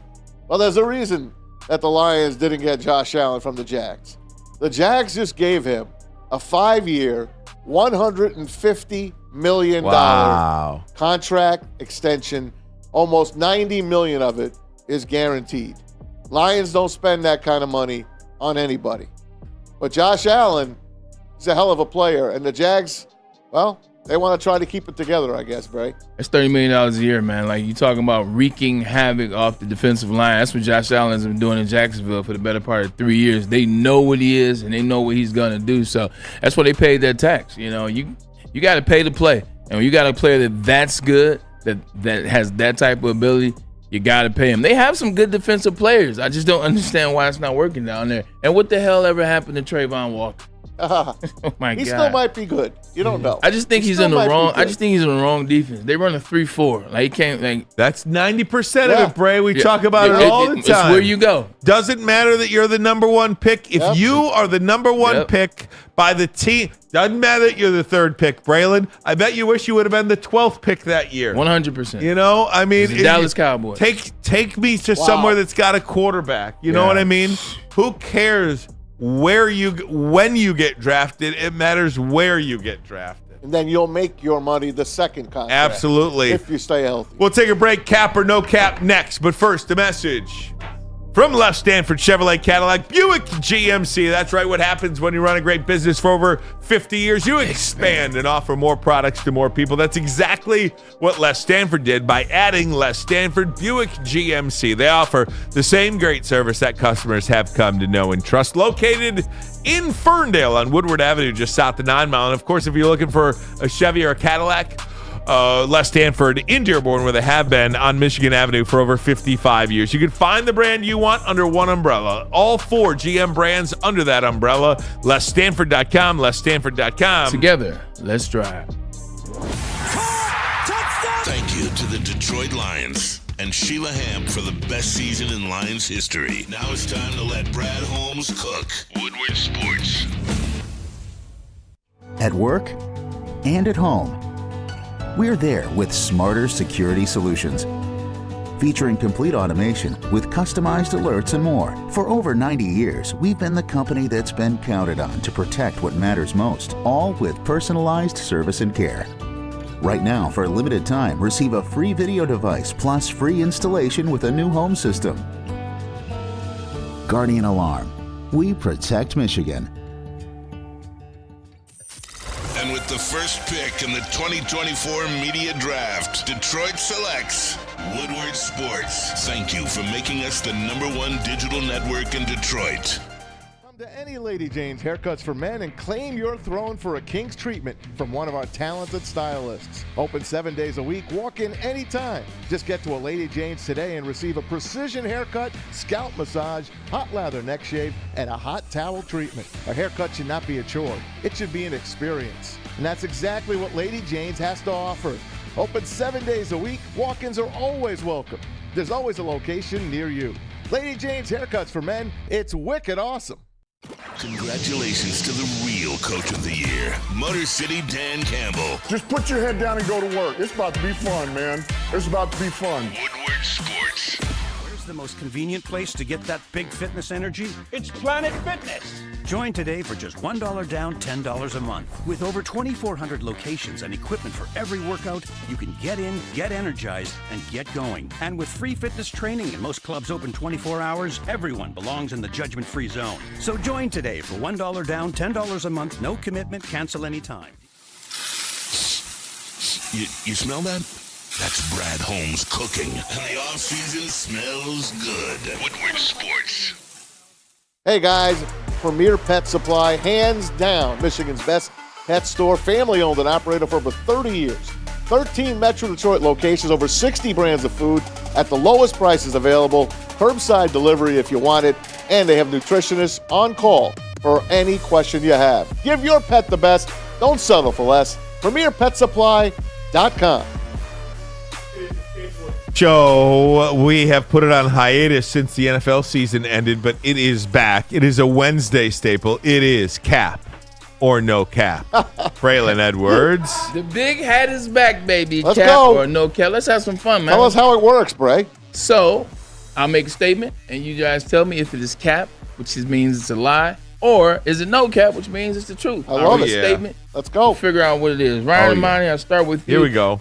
Start with basketball, man. Victor Wembanyama's having a season of a lifetime for a rookie. 21 points a game. He's averaging 3.9 blocks. He's also averaging 2.4 assists, 2.1 steals, and he's averaging 10.6 rebounds. Hell of a year. Does he have the potential to be the best player ever? Not only does he have the potential, I think it's likely that he will be in the conversation as one of the best ever. Last night, I'm not sure if you saw this video. What? There was a 3-on-1. He was standing under the basket. There were 3 opponents. I forgot who they were playing last night. Memphis, maybe? They were playing Memphis. 3 players. A 3-on-1. Yeah, 100%. And they didn't even get in the paint. They passed it around the perimeter and end up taking a jump shot that they missed because they wouldn't even get near him. They barely dribbled inside the free throw line. They didn't attack the basket. That is the impact on the game that this player will have. So no cap coming out of here. No cap. Ooh, Tom Azaway. Change. It's definitely a no cap, and it's happening to the Pistons for the second time in 20 years. First LeBron James, then we pick second. Then San Antonio jumps us for the first pick in the NBA draft, and it was set up. We all know it. Braylon's been telling you. They set it up. The practice facility was already built. Billions of dollars on that. The NBA had the card underneath. We all saw the Spurs. It was there. They stole this from the Pistons, and it's happened twice to us here in Detroit. Spurs will win a championship, and we are the worst team in basketball. It sucks. I love the guy. I want to root for him, but I ain't rooting for this guy. Yeah, he has the type of potential. Gotta hate him. Gotta hate him. He definitely be. It's definitely a no cap. Sports hate for me. No Exactly. cap. We talked about this last year, Maz, and you and I just got into it in terms of the expectations, were they fair or not? And expectations are fair because of the game, and also he's coming from overseas where he's way more mature than American players coming out in his games, coming out at 19. So it is a no cap for me as well. All right, another one. Let's go with Lions. Oh, yeah. Well, I'm going to start with you on this one, man. Okay. The Lions have a chance to finish last in their division this upcoming season. Is that cap or is that no cap? That's so cap. That's not even funny. That's so cap. There's no way they're not finishing first or second, and I believe they will be first, and I think this is going to be the way it's going to be for the next 5 years under this tutelage of Dan Campbell and Brad Holmes. The Lions are here to stay.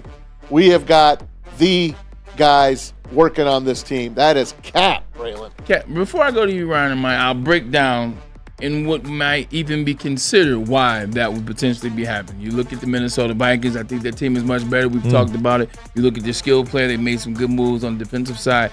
And they got a quarterback in Sam Bradford that could probably make – not Sam Bradford, excuse me, Sam Darnold. Sam Bradford was horrible. But anyway, Sam Darnold. He played for Minnesota too, by the way. But you add that with what Green Bay did last year. Chicago beat us last year with Justin Fields. Let's not forget that. So just looking at it from that angle, all teams gotten better. Is that a real possibility, or do we take that lightly? I think this is going to be the best division in football, so I understand the question. Right. We get everybody jumped up. I think it's cap. Okay. But I understand the question. I think the fact that there will be 2 rookie starting quarterbacks in the division make it cap as well. I mean, if you're going with Kirk Cousins and let's say Justin Fields as the respective quarterbacks of those teams, I say I could see it. Okay. I could see it. But now with 2 rookies in the division now. If they do finish last, all 4 are making the playoffs. I'm also say cap. That is very true. I'm also say cap. This is cap, but it's going to be a damn good division. That's why the question is asked. Next one up, Brad Holmes will make a huge trade in the first round. You look at the last 2 rounds, Ryan and Mike. This is your cup of tea. Last 2 years, he's made moves. He's moved back last year, getting Jahmyr Gibbs, Sam Laporta as well, or Jack Campbell, and then the year before he moved up to acquire Jamison Williams. Does he make a major move in the first round this year? I'm going to say cap. I'm going to say no. I think he's going to either stand pat or trade back. I think that this team, this roster is so, for lack of a better way to say it, complete. And I know there's no such thing as a complete roster, but they don't have to give away draft capital anymore.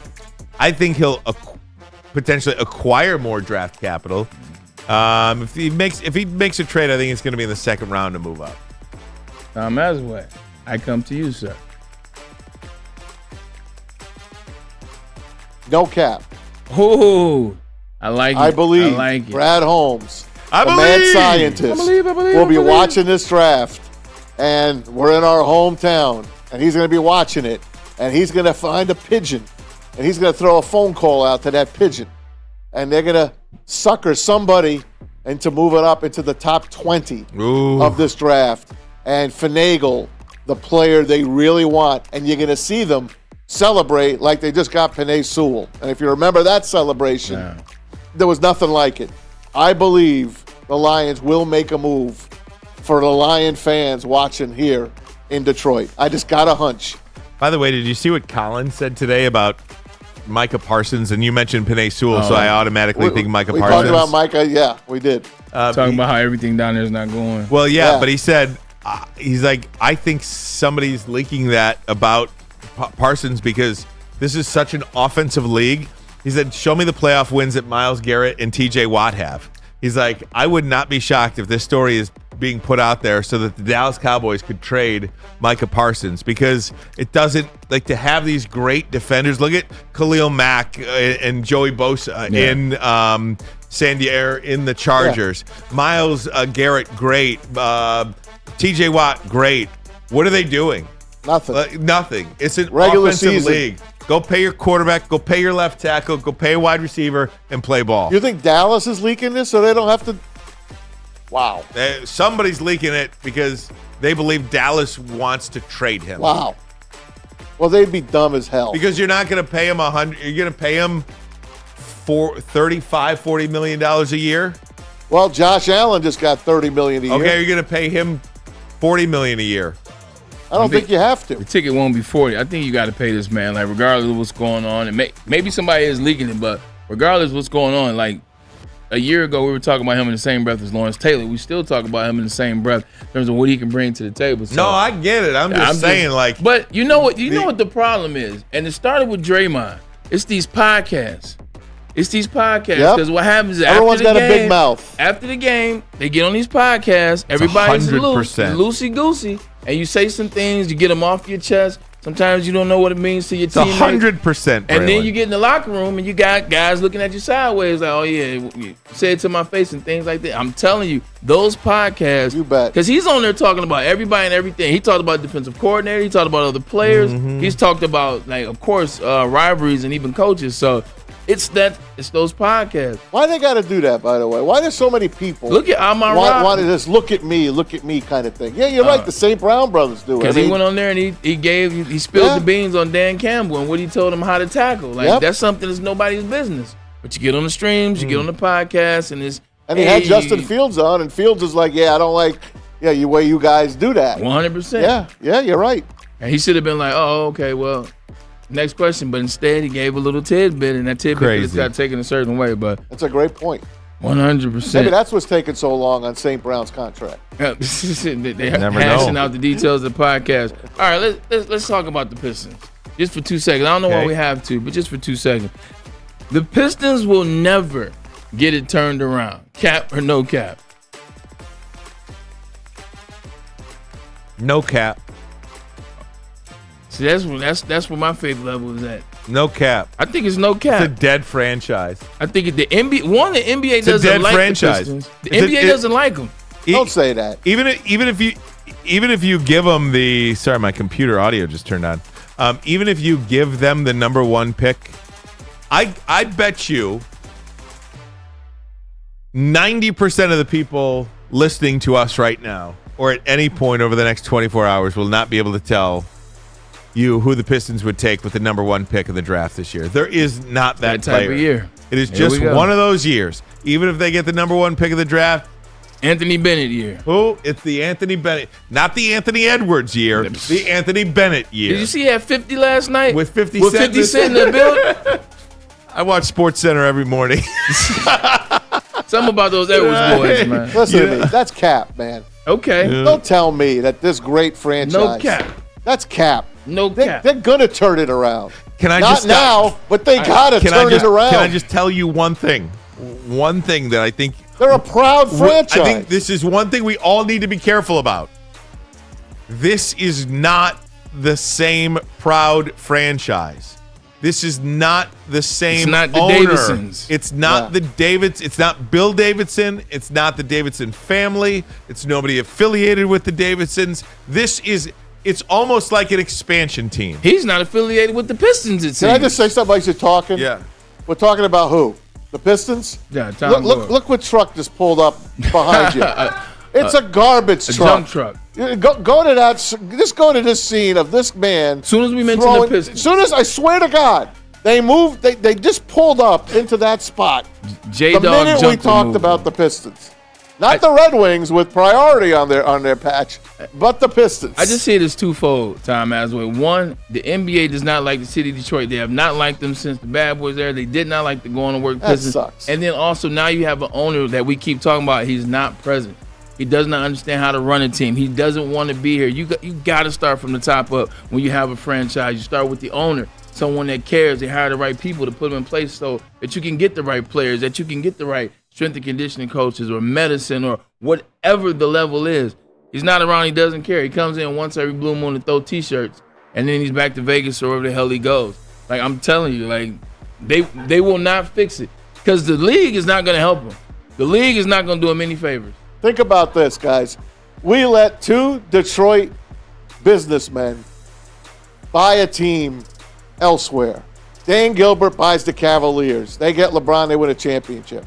Couple championships. Matt Ishbia goes to Phoenix.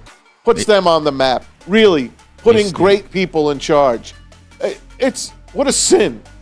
It's a freaking sin that this is happening to this team. Phoenix lost to the Clippers last night with no Kawhi Leonard, man. Like, it's okay. It's one game. They're on the upswing still. True. They're still on the upswing. I need more out of KD. I'm just saying, man. What a shame that we have an absentee owner on this team. It's bad. You got agents, like as a general manager assistant to Troy Weaver, calling shots and stuff. Aren't telling him. Come on, man. David Stern's got to step in, like NHL is stepping in to try to save the Arizona Coyotes or the Phoenix Coyotes. Silver. You gotta take it, man. Take the franchise and do something for it. This is an embarrassment. Embarrassment. All right, here we go. Let's get back to the Lions. Jameson Williams will become. Oh no, you're good. Jameson Williams will become a number one wide receiver. I don't know. Not with this team. Okay. No, it's cap. This team's number one receiver is Amon-Ra St. Brown. But that doesn't mean like you can't have a situation like San Francisco where you have a Debo Samuel and a Brandon Ayuk, or a Jamar Chase and a T. Higgins. Yeah. I mean, that's okay. You're right. There's no shame in that, right? So I'd say cap. Okay, Tom. Oh, it's cap. It's cap. As much as I want the kid to do well, I want him to do well. It's cap. I just don't. I don't see it.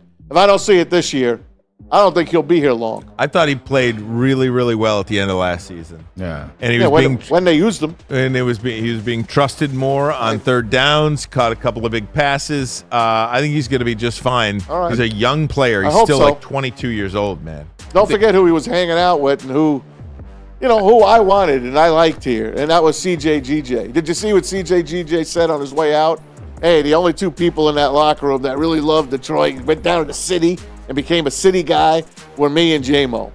Yep. I hope you don't follow in that footsteps. That's all I'm saying. I think he becomes a number one. I just don't think it's with the Lions. Ryan alluded to that when he first was answering. I think he becomes a one. I think he has a good season or two. I think the Lions won't match the tag. He'll go somewhere else and be a number one. I don't see it here. Michigan will win the Big Ten, Ryan Ermanni. No cap. Oh, okay. Yeah, I'm getting there. Yeah, okay. All this spring ball, Alex Starting Orji, to see some things. Tyrone Moore, defense. I'm okay. Yes, I'm back. I'm back on. Wink Martindale, baby. Wink. Martin. Let's go. I said Martindale. No, I mean, yeah. I mean, I think it was you that said the minute they start playing football again, you'll be all. He's smiling ear to ear right now. Hey, talk to me after Texas. Hey, man, that's what it's all about. Cap till then. That's what it's all Cap about. till then. But Texas isn't in the Big Ten. I know that. I want to right. see them play against a big boy. Last one, Bray. Last one. Last one, I get us out of here. What about what Matt Rule said about Bill Belichick? Now, we don't have a graphic for that, Pete. That's off the cuff. I've got the sound. Play it. Let's hear it. There we go. So smart. I've seen so much that he can make the complex so simple that it humbles you and embarrasses you. I was embarrassed yesterday listening to him. How smart he is. How simple it was. He went. He went 4.5 hours with the coaching. Forget the clinic. Like he came in and met with our coaching staff, and 3.5 hours in, I was like, Coach, would you like a water, a cup of coffee? Would you like to use the restroom? Because I desperately had to use the restroom, And he's like, I'm fine, Matt. I was like, yes, sir. And just sitting there and just talking, right? And just his recall from things 15 years ago. And, the only reason why we don't get through more information is because he's having to slow down to make sure you understand what he's saying. I mean, so you have this man who's a savant, right? Who's been a defensive coordinator. He's been a special teams coordinator. He's coached, he could be an offensive coordinator. He's been a head coach twice. He's been a GM person. I mean, he's talking about football in a way that just illuminates things and makes things so simple that you're like, oh my goodness. Man, that's cap. That's cap, and this is why it's cap. We understand that Bill Belichick is the greatest coach of all time. If you want to go that route, you want to include him. He's one of them. I like that. Yeah. Thank you. I like that. He's one of the greatest coaches of all time. He's for sure. Just because he won all of those games, he's one of them. He's for sure one of the best minds that the game has ever seen, 100%. But he's been disconnected from the team. He's been disconnected from not the game, but being but disconnected to what it takes to win. It takes the offense. You got to go after the offensive superstar. He doesn't want the offensive superstar. He's not going to connect with players. He's still out here coaching. Bill Parcells has changed more than Bill Belichick did. I just don't think you can connect to the player today. You can't coach that way. And also, he's showing you he couldn't win without Tom Brady.